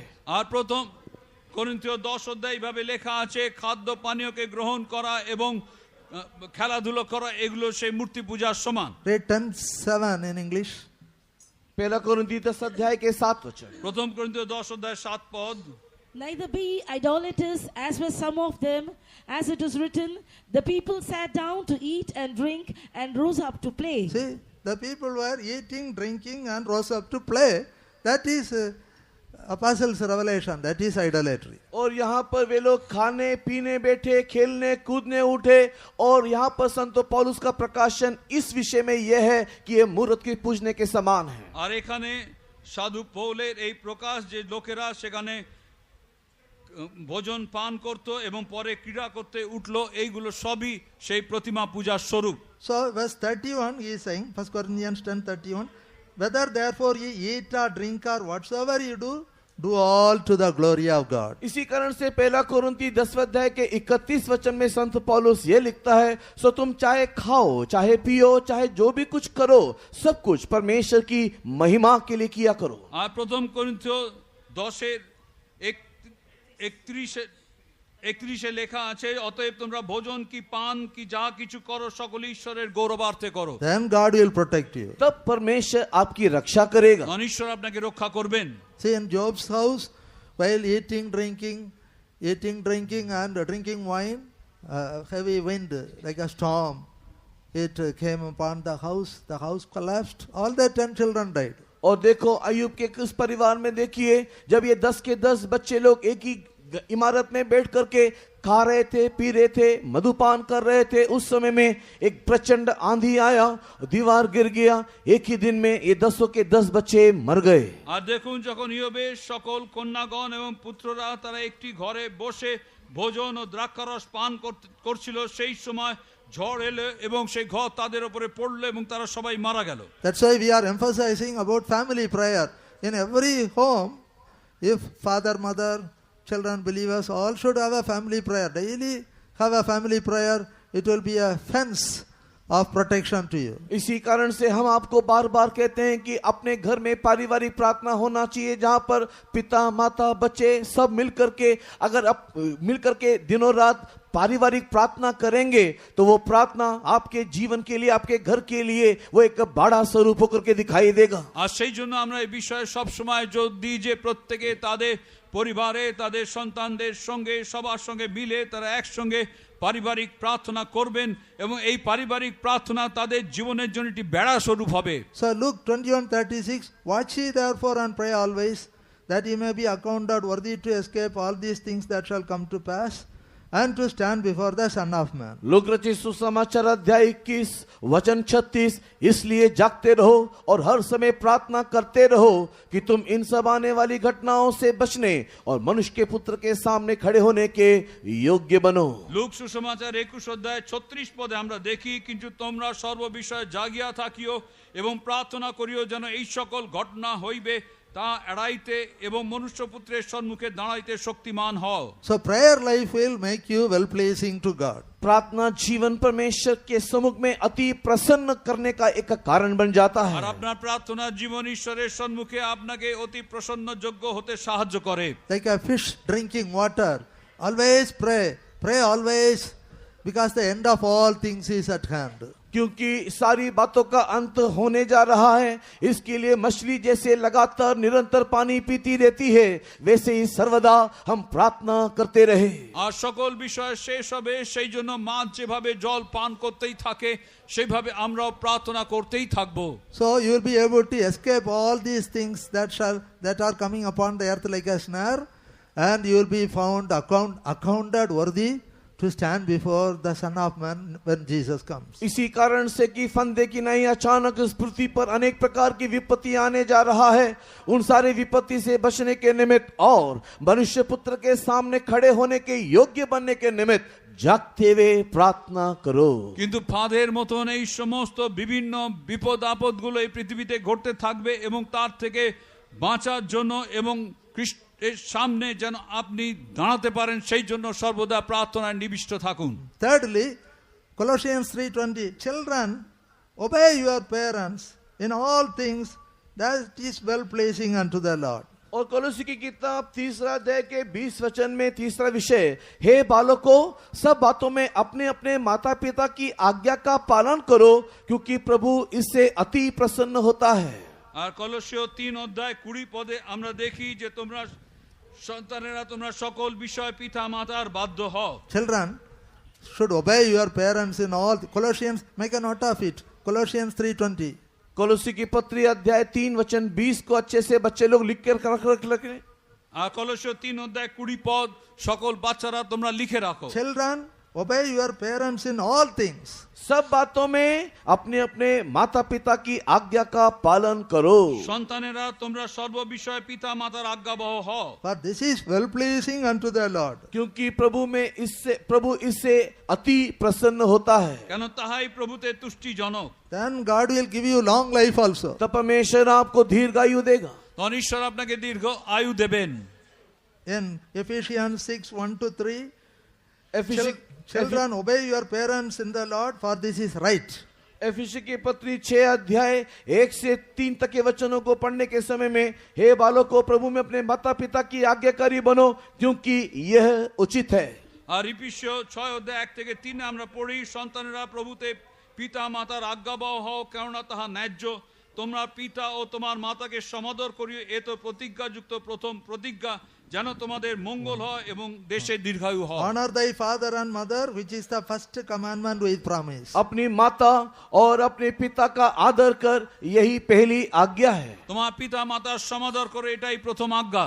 That it may be well with thee, and thou mayest live long on earth. कि तेरा भला हो और तू धरती पर बहुत दिन जीवित रहे। যেন তোমার মঙ্গল হয় এবং তুমি দেশে দীর্ঘায়ু হও। Receive grace which Jesus had. Jesus had some special grace that we should receive. यीशु मसीह को जो विशेष अनुग्रह था, वो अनुग्रह को हम लोग प्राप्त करना चाहिए। প্রভু যিশুর বিশেষ অনুগ্রহ আমরা প্রাপ্ত করব। What was the grace which was in Jesus Christ? यीशु मसीह में वो अनुग्रह क्या था? আর প্রভু যিশুতে সে অনুগ্রহ কি ছিল? In Philippians 2:8 we read, फिलिप्पी की किताब 2 अध्याय के 8 वचन को पढ़ने से, আর ফিলিপিও 2 অধ্যায় 8 পদ, he humbled himself and became obedient unto death, even the death of the cross. उसने अपने आप को दीन किया और यहाँ तक आज्ञाकारी रहा कि मृत्यु, हाँ, क्रूस की मृत्यु भी सह ली। আর তিনি আপনাকে অবনত করিলেন মৃত্যু পর্যন্ত, এমনকি ক্রুশীয় মৃত্যু পর্যন্ত আজ্ঞাবহ হইলেন। So, obedience is something which we should practice till death. और आज्ञा मानना एक ऐसा अनुभूति है, मृत्यु तक हम उसे अभ्यास करते रहना है। বাধ্যতা বা আজ্ঞা পালন করা এটি বিশেষ অনুভব, তা যেন মৃত্যু পর্যন্ত আমরা পালন করি। So, humility and obedience go together. और आज्ञा मानना, नम्रता एक साथ साथ चलता है। আজ্ঞা পালন করা ও নম্রতা একসঙ্গে চলে। Jesus humbled himself and became obedient unto death, even unto the death of the cross. और प्रभु यीशु मसीह ने अपने आप को दीन किया और यहाँ तक आज्ञाकारी रहा कि हाँ, वो क्रूस की मृत्यु भी सह लिया। আর প্রভু যিশু নিজেকে অবনত করলেন এবং ক্রুশীয় মৃত্যু পর্যন্ত আজ্ঞাবহ রইলেন। So, certain divine natures which it will be perfected at death only. कुछ जो स्वभाव जो है वो मृत्यु के समय में ही सिद्ध होगा या पूर्ण होगा। আর কিছু স্বভাব আছে যা মৃত্যুতেই তা সিদ্ধ বা পূর্ণ হবে। Jesus fulfilled all the scriptures even while hanging on the cross. Before his last breath, he fulfilled the scriptures saying, I thirst. और यीशु मसीह ने शास्त्र में उसके विषय में लिखी हुई सारी बातों को अपने जीवन में पूरा किया। यहाँ तक कि कलवरी क्रूस में झूलते समय में भी शास्त्र की बातों को पूरा करने के लिए उसने कहा, मैं प्यासा हूँ। আর প্রভু যিশু তিনি বাইবেলের লেখার সকল বিষয়কে পূর্ণ করলেন, এমনকি ক্রুশার্পিত অবস্থায় সেই কথা পূর্ণ করার জন্য তিনি বললেন, আমার তৃষ্ণা পেয়েছে। Also faithfulness, as in Revelation 2:10, be thou faithful unto death, and I will give you the crown of life. और हम लोग विश्वास योग्य भी होना, जैसे कि प्रकाशित वाक्य के 2 अध्याय के 10 वचन में लिखा हुआ है, मृत्यु तक तो विश्वास योग्य रहे तो तुझे मैं जीवन का मुकुट दूंगा। আর প্রকাশিত বাক্য 2:10 লেখা আছে, তুমি মৃত্যু পর্যন্ত বিশ্বস্ত থাকো, আমি তোমাকে জীবনের মুকুট আমি দেব। Faith can be perfected while we are alive. और जीवन रहते हुए हम लोग विश्वास में सिद्ध हो सकते हैं। আর জীবন থাকাকালীন আমরা বিশ্বাসে সিদ্ধ হতে পারি। As in James 2, about how the faith of Abraham was perfected when he offered his son Isaac upon the altar. और जिस प्रकार याकूब के पत्री में लिखा हुआ है कि अब्राहम ने अपने पुत्र को बलि दे करके किस प्रकार अपने विश्वास को उसने पूर्ण किया या सिद्ध किया। আর যাকবের পত্রে আমরা দেখি কিভাবে আব্রাহাম তার পুত্রকে বলি দেওয়ার দ্বারা তিনি তার বিশ্বাসে সিদ্ধ হলেন। In James 2:22, Abraham's faith was perfected even while he was living, while he offered his son Isaac upon the altar. और अब्राहम इस पृथ्वी पर जीवन जीते जी अपने पुत्र इसहाक को बलि चढ़ाने के द्वारा विश्वास में सिद्ध हुआ। আর যাকব 2:22 পদ অনুসারে আব্রাহাম যখন তিনি বেঁচে ছিলেন তার পুত্রকে উৎসর্গ করার দ্বারা তিনি বিশ্বাসে সিদ্ধ হলেন। So some divine natures will be perfected while we are alive.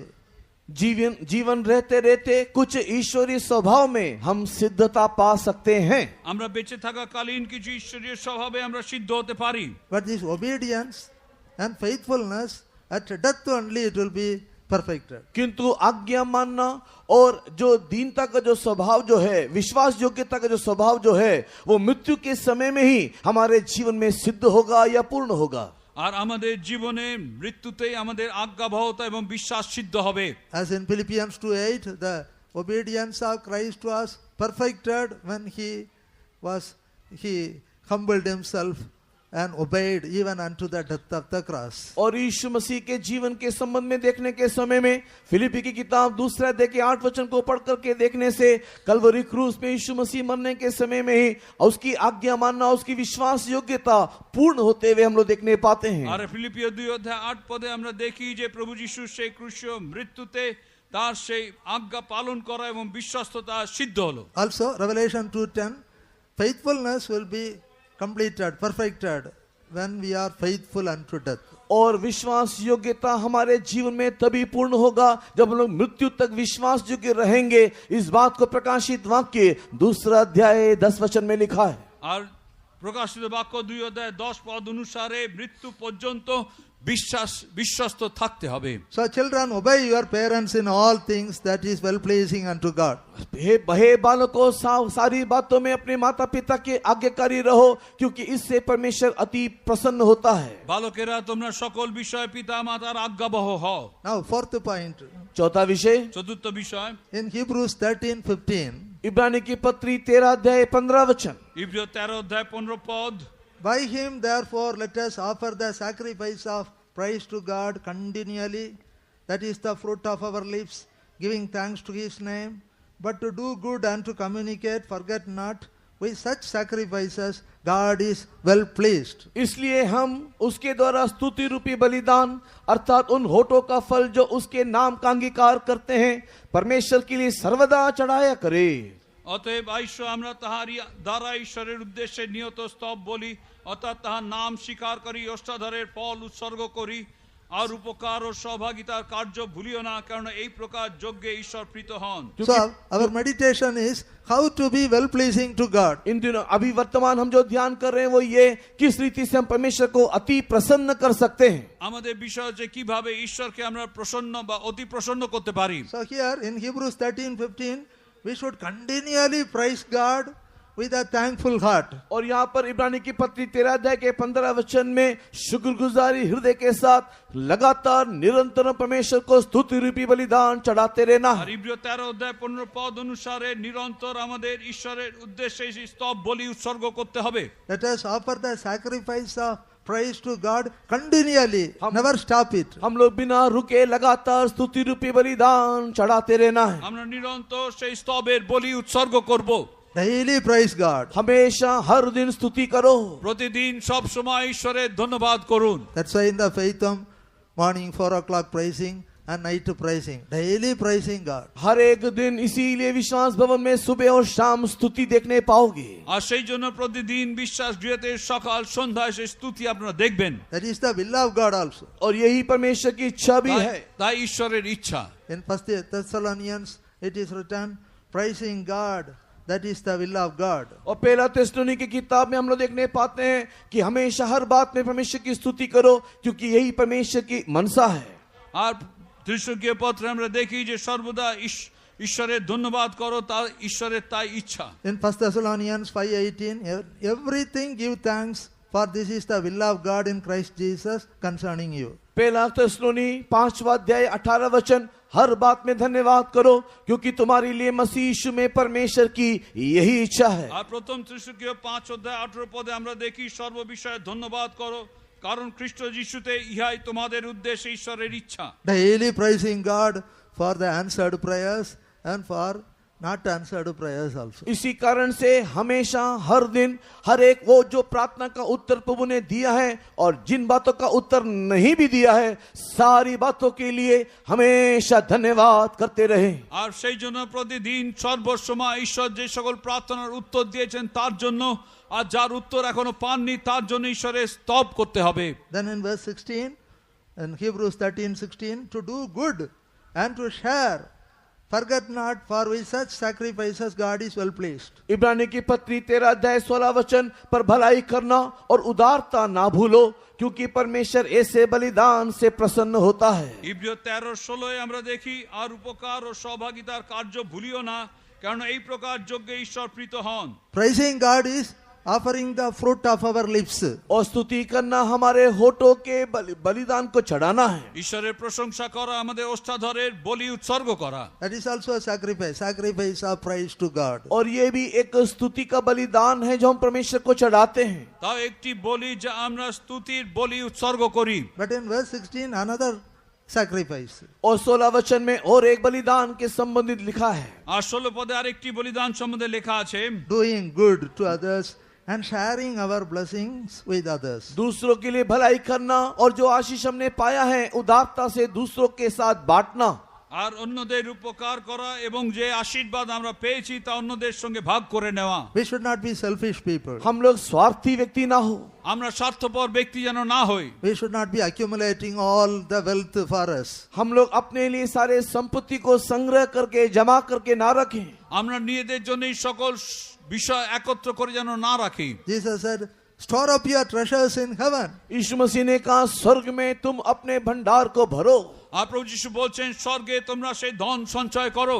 One man of God said like this: एक परमेश्वर का भक्त इस प्रकार कहा, ঈশ্বরের একজন ভক্ত এইভাবে বলছেন, children of God should have very less bank balance. और परमेश्वर के बच्चों के जमा पूंजी बैंक में बहुत ही कम होना चाहिए, আর ঈশ্বরের সন্তানদের ব্যাংকে জমা খুবই কম থাকতে হবে, So that when Jesus comes, you can fly away. ताकि जब यीशु आए तो आप बहुत ही आसानी से उड़ करके जा सको। কারণ যখন যিশু আসবেন আপনারা সহজেই উড়ে চলে যাবেন। If very heavy bank balance, even if Jesus comes, he will tell, please come another day. I have to settle some few things here. लेकिन अगर आपके बैंक बैलेंस से एक बड़ा जमा पूंजी होगा तो यीशु आएगा तो आप कहोगे मुझे इस पृथ्वी में बहुत सारे काम निपटाना है, इसके लिए यीशु और एक दिन आना भी नहीं आना। আর আপনার ব্যাংকে যদি অনেক টাকা পয়সা জমা থাকে তাহলে প্রভু যিশু আসলে প্রভু যিশুকে আপনি বলবেন প্রভু আজকে নয় আমার এই বিষয়গুলো ঠিক করতে হবে তারপর আমি যাব। So you know how much is your bank balance. आप लोग जानते हो कि आपका बैंक बैलेंस कितना है। আপনারা জানেন আপনার ব্যাংকে কত আছে। What Jesus is saying, store up your treasures in heaven. यीशु मसीह कहता है कि स्वर्ग में अपना धनराशि को जमा करो। প্রভু যিশু বলছেন স্বর্গে তোমাদের ধন একত্রিত করো। Apostle Paul said, I will gladly spend and be spent for your souls. और यहाँ पर संत पौलुस को हम इस प्रकार बोलते हुए देखते हैं कि हम मैं खुशी के साथ खर्च होना और तुम्हारे लिए अर्थ की नाई अपने आप को उंडेल देना चाहता हूँ। আর সাধু পৌল তিনি বলছেন আমি তোমাদের জন্য ব্যয়িত হতে এবং ব্যয় করতে আমি চাই। That's we should learn from that apostle. और उस पौलुस उस संत से हम इस बात को सीखना चाहिए। আর সেই সাধুর থেকে আমরা এই বিষয় পরিত্যাগ থেকে শিখব। It's not only for servants of God, ये केवल सेवकों के संबंधित नहीं, শুধু তার সেবকদের জন্য নয়, for all the disciples of Jesus Christ. और सारे यीशु मसीह के उस अनुयायियों के संबंध में भी है। কিন্তু প্রভু যিশুর সকল সেবকগণের জন্য We should gladly spend and should be spent also for the souls, for the salvation of souls. हम लोग लोगों के उद्धार के निमित्त खुशी के साथ खर्च करना और खुशी के साथ खर्च होने के लिए सीखना चाहिए। আমরা পরিত্রাণে লোকেদের পরিত্রাণের জন্য আনন্দের সঙ্গে ব্যয় করব এবং ব্যয়িত হতে আমরা শিখব। For the edification of the souls. लोग और आत्माओं के आत्मिक उन्नति के निमित्त, আত্মাদের আত্মিক উন্নতির জন্য। So to do good and to share our blessings with others, that is also well pleasing to God. और दूसरों के लिए भलाई करना और उदारता से लोगों की मदद करना परमेश्वर के दृष्टि में अति प्रसन्नता का कारण है। আর উপকার করা এবং অন্যদের কাছে আমাদের যে আশীর্বাদকে ভাগ করে না তা ঈশ্বরের কাছে অতি প্রসন্নযোগ্য বিষয়। Now the next point is Hebrews 13 verse 20 and 21. अगला विषय इब्रानी की किताब उसके 13वां अध्याय उसके 20-21 वचन। ইব্রিয় 13 অধ্যায় 20-21 পদ। In Hebrews 13 verse 20 and 21, we could see something more which is well pleasing to God. इब्रानी की पत्री अध्याय 13 वचन 20 और 21 वचन में परमेश्वर को प्रसन्न करने वाली और भी कुछ अतिरिक्त बातों को हम वहां पर देख सकते हैं। ইব্রিয় 13 অধ্যায় 20-21 পদে ঈশ্বরকে প্রসন্ন করার বিষয়ে আরো কিছু বিষয় আমরা দেখি। In verse 21, God will make you perfect in every good work to do His will. तुम्हें हर भली बात में सिद्ध करे कि तुम उसकी इच्छा पूरी करो। আর তিনি আপন ইচ্ছা সাধনাতে তোমাদের দিকে সমস্ত উত্তম বিষয় পরিপক্ক করুন। Working in you that which is well pleasing in His sight. और जो कुछ उसको भाता है, আর আপনাদের দৃষ্টিতে যা প্রীতিজনক। So in this we understand becoming perfect in every good work is well pleasing to God. और इस रीति से हम इस प्रकार बातों को जानने पाते हैं। हर एक प्रकार के भले कामों को करने के द्वारा हम परमेश्वर को अति प्रसन्न करने पाते हैं। আর এর থেকে আমরা জানতে পারি যে আমরা উত্তম কাজ যা করি তা ঈশ্বরের কাছে প্রীতিজনক। God's people should become perfect in every good work. परमेश्वर के लोग हर एक भले कामों में सिद्ध होना चाहिए ঈশ্বরের লোকেরা যেন সকল উত্তম কার্যে সিদ্ধ হয় To do His will. और उसकी मर्जी करने के निमित्त আর ইচ্ছা পালনের জন্য Doing God's will. परमेश्वर की इच्छा को पूरा करने ঈশ্বরের ইচ্ছাকে পালন করার জন্য। Doing God's will is very important. परमेश्वर की मर्जी करना बहुत ही मुख्य और अहम बात है। ঈশ্বরের ইচ্ছাকে পালন করা খুবই মুখ্য বিষয়। Then you will become a family member with Jesus. तब आप यीशु मसीह के परिवार के सदस्य बन जाओ। তখন প্রভু যিশুর পরিবারের সদস্য আপনি হবেন। Jesus said, those who do my Father's will, they are my brother, sister, and mother. और यीशु मसीह ने इस प्रकार कहा कि जो मेरे स्वर्गीय पिता की इच्छाओं के अनुसार चलता है और उसके कामों को पूरा करता है, वही मेरा भाई है, वही मेरी बहन है और वही मेरी माँ है। আর প্রভু যিশু বলছেন যারা আমার পিতার ইচ্ছা অনুসারে চলে তারা আমার ভাই, ভগ্নী, পিতা, মাতা। We may be different language people, cannot understand one another. हम लोग भिन्न भिन्न भाषा भाषी के लोग होंगे, शायद एक दूसरे को नहीं समझते होंगे। আমরা বিভিন্ন ভাষার ব্যক্তি হতে পারি, আমরা একে অন্যের ভাষা বুঝতে পারি না। One man of God said, they don't understand my language, but they understand my smile. और एक परमेश्वर का भक्तजन इस प्रकार कहता है कि वे मेरी भाषा को तो नहीं समझते, लेकिन मेरी मुस्कुराहट को जान लेते हैं। একজন ঈশ্বরের সেবক এইরকম বলছেন যে তারা তো আমার ভাষাকে বুঝতে পারে না, কিন্তু আমার হাসিটা তারা বুঝতে পারে। Smile, every language people can understand. आप मुस्कुरा करके देखिए, हर भाषा भाषी के लोग उस मुस्कुराहट को समझ सकते हैं। আপনি হাসলে দেখবেন সকল ভাষাভাষীর লোকেরা আপনার তা বুঝতে পারবে। But now we all become one family और अभी हम सब एक परिवार हो जाते हैं কিন্তু এখন আমরা সবাই এক পরিবারের, by doing God's will. पिता की मर्जी को करते हुए। পিতার ইচ্ছাকে পালন করে। In Mark 3:35, Jesus said, they are my brother, sister, mother, those who do the will of God. जो पिता की मर्जी को करते हैं वही मेरे भाई हैं, बहन है, मेरी माँ है।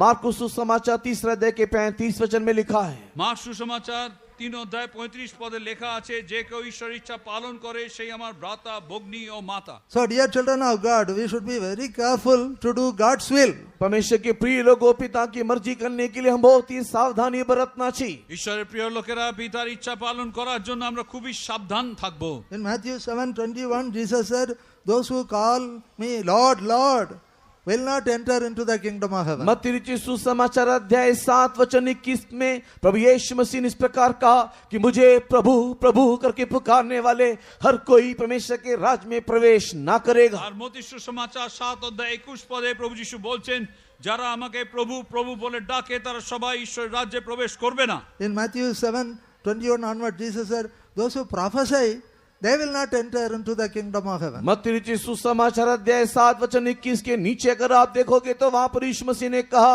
कि जो भविष्यवाणी करते हैं वे भी परमेश्वर के राज में प्रवेश ना करेंगे। আর মত্তি সুসমাচার 21 অধ্যায়ের নিচে দেখলে আপনারা দেখবেন যে কেউ ভাববাণী বলে তারাও ঈশ্বরের রাজ্যে প্রবেশ করতে পারবে না। Those who cast out devils, they will not enter into जो the भूतों kingdom को of heaven. बाहर निकालते हैं वे भी चमत्कार करने वाले परमेश्वर के राज में प्रवेश ना करेंगे। যারা ভূত ছাড়ায় তারাও ঈশ্বরের রাজ্যে প্রবেশ করতে পারবে না।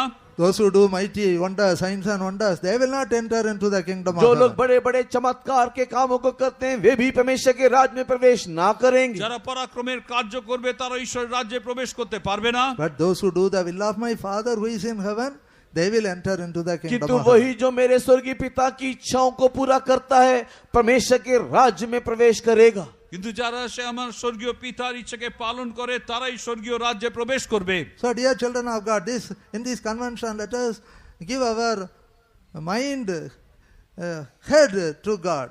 इसके लिए इस सम्मेलन में परमेश्वर के प्रिय लोगों, आओ हमारे सर को, हमारे मन को उसकी इच्छा करने के लिए सौंप दे।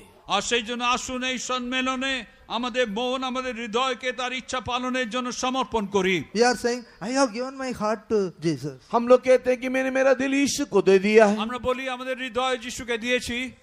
It's true, people have given their hearts to Jesus, but not their head to Jesus. हाँ, ये बात तो सत्य है कि लोगों ने अपने दिल यीशु को दिया लेकिन अपना सर नहीं दिया।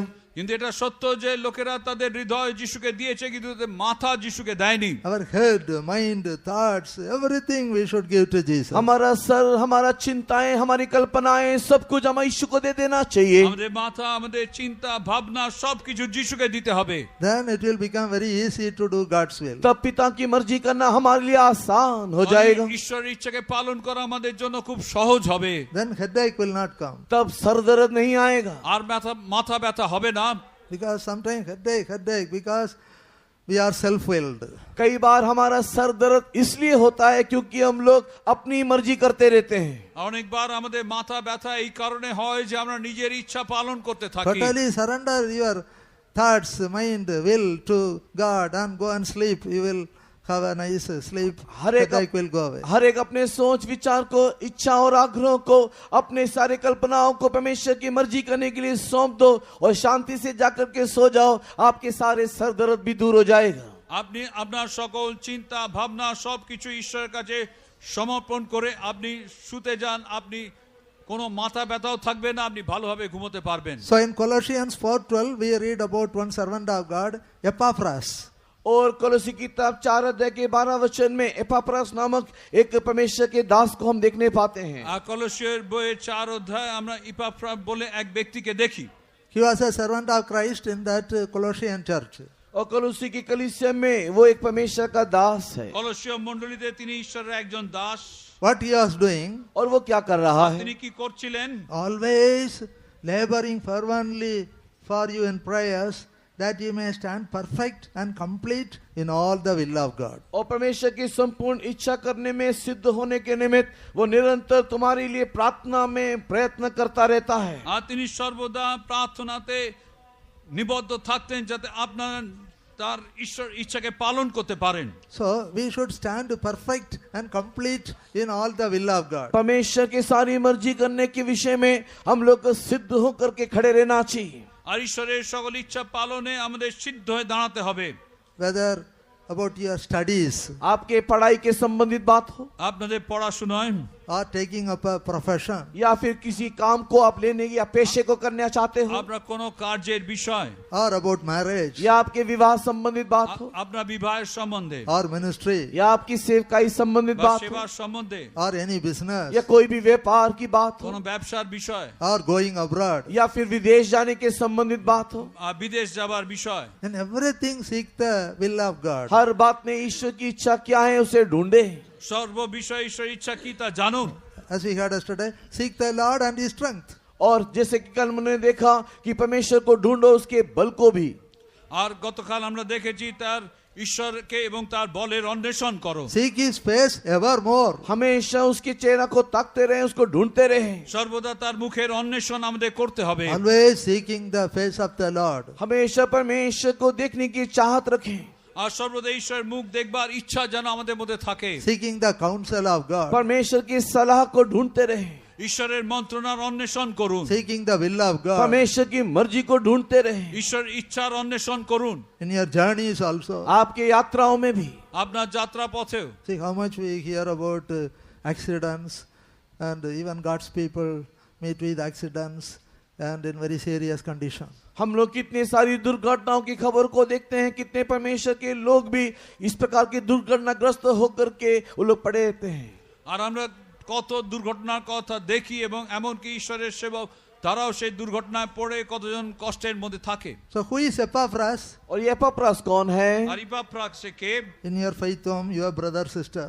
आपके विश्वास जोन में आपके भाई, आपके बहन। আপনার বিশ্বাস গৃহে আপনার ভাই বোন। In your faith home, the servants of God, they are Epaphras. आपके विश्वास भवन में जो भाई बहन जो सेवा करते हैं वही आपके लिए एपाफ्रास है। আর আপনার বিশ্বাস ভবনে যে আপনার ভাই বোনরা সেবা করেন তাই আপনাদের জন্য ইপাফ্রাস। Always go to them, pray and get the counsel of God. And if there is a green signal, go forward. हमेशा उसके पास जाओ, उनकी सलाह को पूछो, अगर वो आपको हरा झंडा दिखाता है तो आगे बढ़ो। আর সর্বদা তাদের কাছে যান, তাদের কাছে জিজ্ঞাসা করুন, তারা আপনাকে যে সবুজ পতাকা দেখালে তবেই এগিয়ে যান। You know about green signal. आपको हरे झंडे की संबंध बात मालूम है। আপনার সেই সবুজ পতাকার কথা শুনুন। If red signal, stop अगर लाल झंडा है रुकना है, আর লাল বাতি জ্বললে আপনি থেমে যাবেন। and wait until you get green signal. जब तक आपको हरी झंडी ना दिखाई दे तब तक रुकना है, बात जोना है। যতক্ষণ না সবুজ আলো জ্বলছে ততক্ষণ আপনি দাঁড়িয়ে থাকবেন। That way, get counsel and guidance from God and go. God will protect you. और इस रीति से परमेश्वर सलाह मशवरा लेते हुए आगे बढ़े तो परमेश्वर आपको सुरक्षित रखेगा। আর এইভাবে ঈশ্বরের মন্ত্রণা গ্রহণ করে আপনি এগিয়ে গেলে নিশ্চয়ই ঈশ্বর আপনাকে সুরক্ষিত রাখবেন। And we should become perfect in every good work. हर एक भले कामों में हम सिद्ध हो जाना चाहिए। সকল উত্তম কার্যে আপনি সিদ্ধ হবেন। To do God's will. परमेश्वर की मर्जी करने के निमित्त। ঈশ্বরের ইচ্ছা পালন করার জন্য। And many more things are there. और भी बहुत सारी बातें तो हैं। আর অনেক বিষয় তো রয়েছে। So I finish with only one thing more. और एक बात को बोल करके मैं समाप्त करूंगा। আরেকটি বিষয় বলে আমি শেষ করব। In Isaiah 42 verse 21. यशायाह की किताब 42वें अध्याय के 21 वचन में। যিশা 42 অধ্যায় 21 পদ। Isaiah 42:21. The Lord is well pleased for His righteousness' sake. और परमेश्वर अपने धार्मिकता के संबंध में अति प्रसन्न है। আর ঈশ্বর তার ধর্মশীলতার অনুরোধে He will ধার্মিকতায় অতি প্রসন্ন, and he will magnify the law और वो परमेश्वर की नाम को महिमा करेगा আর তিনি ঈশ্বরের নামকে মহিমান্বিত করবেন, and make it honorable. और वो उसको आदरणीय बनाएगा। তিনি তাকে সমাদরের যোগ্য So করবেন। here we see about something, God is well pleased for his righteousness sake. और यहाँ पर हम लोग देखने पाते कि परमेश्वर अपने धार्मिकता के निमित्त वो बहुत ही वो सावधान है। আর ঈশ্বর তার ধার্মিকতাতে তিনি অতি প্রীত হন। And his righteousness is righteousness of God. और उसकी धार्मिकता ईश्वर की धार्मिकता है। আর তার যে ধার্মিকতা তা ঈশ্বরের ধার্মিকতা। And that's why it is mentioned in that verse, he will magnify the law and make it honorable. और इसी कारण से उस वचन में लिखा हुआ है कि वो उसकी अधिक बड़ाई करेगा और उसकी महिमा भी करेगा। আর সেই জন্য সে পদে লেখা আছে তিনি তার সমাদর করবেন এবং তাকে প্রশংসা প্রদান করবেন। What is the law of God now? परमेश्वर की व्यवस्था भी क्या है? এখন ঈশ্বরের ব্যবস্থা কি?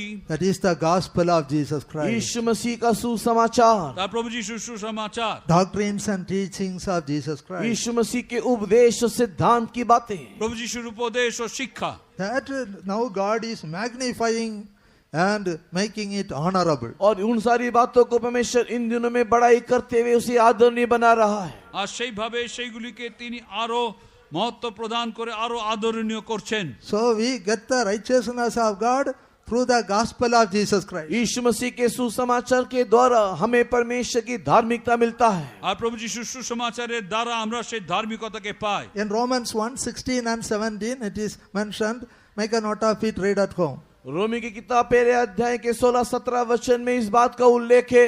आप लोग इसको लिख लीजिए, घर जाकर के पढ़ के देख लीजिएगा। রোমিও 1 অধ্যায় 16-17 পদে আপনারা লিখে নিন, ঘরে গিয়ে পড়ে দেখবেন। In Romans 1:16 and 17 we read about the gospel of Jesus Christ.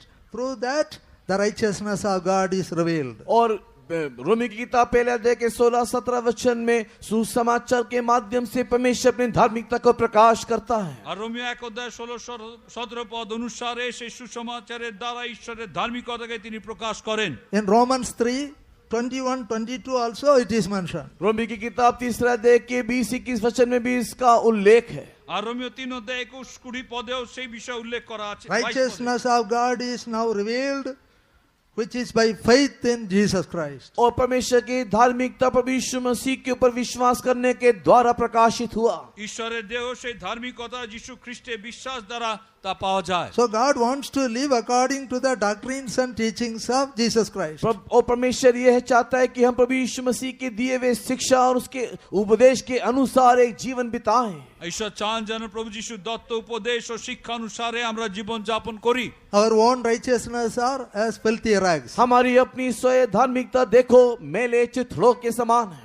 আমাদের নিজেদের ধার্মিকতা মলিন বস্ত্রের ন্যায়। Through the Mosaic law also no one can be made perfect. मूसा के दिए गए व्यवस्था के द्वारा भी कोई भी मनुष्य सिद्ध नहीं बन सकता। মোশি যে ব্যবস্থা দিয়েছেন তার দ্বারা কোনো মানুষ সিদ্ধ হয় না। But through the gospel of Jesus Christ we can be made perfect. किंतु प्रभु यीशु मसीह के दिए हुए सुसमाचार के द्वारा हम सिद्ध हो सकते हैं। শুধু প্রভু যিশুর দত্ত সুসমাচারের দ্বারাই আমরা সিদ্ধ হতে পারি। That's what we put in every faith home, that we may present every man perfect in Christ Jesus. इसी कारण से हमारे हर एक विश्वास भवन में यह वचन हम लोगों ने लगाए रखा है कि हर एक मनुष्य को मसीह यीशु में सिद्ध करके उपस्थित करे। আর সেই জন্য প্রত্যেক বিশ্বাস গৃহে এই বাক্য লেখা আছে যেন প্রভু যিশুতে আমরা সকল মানুষকে সিদ্ধ রূপে উপস্থিত করতে পারি। Now shall we all be on our knees? इसके लिए आइए अभी हम लोग सब वर्तमान घुटने में हो जाएं। আসুন আমরা সবাই জানুর উপরে আসি। Shall we all close our eyes? अपनी आंखों को बंद करें। আমাদের চোখ বন্ধ করি। According to all these words, that the Lord make us well pleasing to him. इन सारे वचनों के द्वारा परमेश्वर को हम इन दिनों में अति प्रसन्न करने पाए। আর এই সকল বাক্যের দ্বারা এই দিনে যেন আমরা ঈশ্বরকে অতি প্রসন্ন করি। Only because they were not well pleasing to God, they perished in the wilderness. वे लोग मरुभूमि में इसीलिए नाश हो गए, ढेर हो गए, क्योंकि उनमें से बहुतों से परमेश्वर प्रसन्न ना हुआ। আর তারা সেই প্রান্তরে বিনষ্ট হলো কারণ তাদের উপরে ঈশ্বর প্রসন্ন ছিলেন না। So dear children of God, we all should reach our heavenly shores safely. परमेश्वर के प्रिय लोगों, हम सब कोई परमेश्वर के उस स्वर्ग राज्य में सुरक्षित पहुंच जाना है। ঈশ্বরের প্রিয় লোকেরা, আমাদের সবাইকে স্বর্গ রাজ্যে সুরক্ষিত পৌঁছতে হবে। According to all these words, let us build up our life to become well pleasing to God. इन सारे वचनों के आधार पर आओ हमारे जीवन को इस रीति से हम गठन करें कि हम परमेश्वर को अति प्रसन्न करने पाए। আর এই সকল বাক্য অনুসারে আমরা জীবনকে এইভাবে প্রস্তুত করি যেন আমরা ঈশ্বরের অতিশয় প্রিয় পাত্র হই। Let us become a Daniel, one more Daniel in this generation. इस पीढ़ी में आओ हम और एक दानियल होकर के बदल আর जाएं। এই বংশের মধ্যে আসুন আমরা আরেকটি দানিয়েল রূপে বদলে যাই। A man greatly beloved. एक वो हे मनुष्य तू जो अति प्रिय है। আর এই ব্যক্তি অতিশয় ঈশ্বরের প্রীত। Such people will be caught up when Jesus comes. जब यीशु आएगा ऐसे ही अति प्रिय पुरुष ही उठा लिए আর जाएंगे। এই লোকেরা যখন আসবেন তখন তারাই উত্থাপিত হবেন।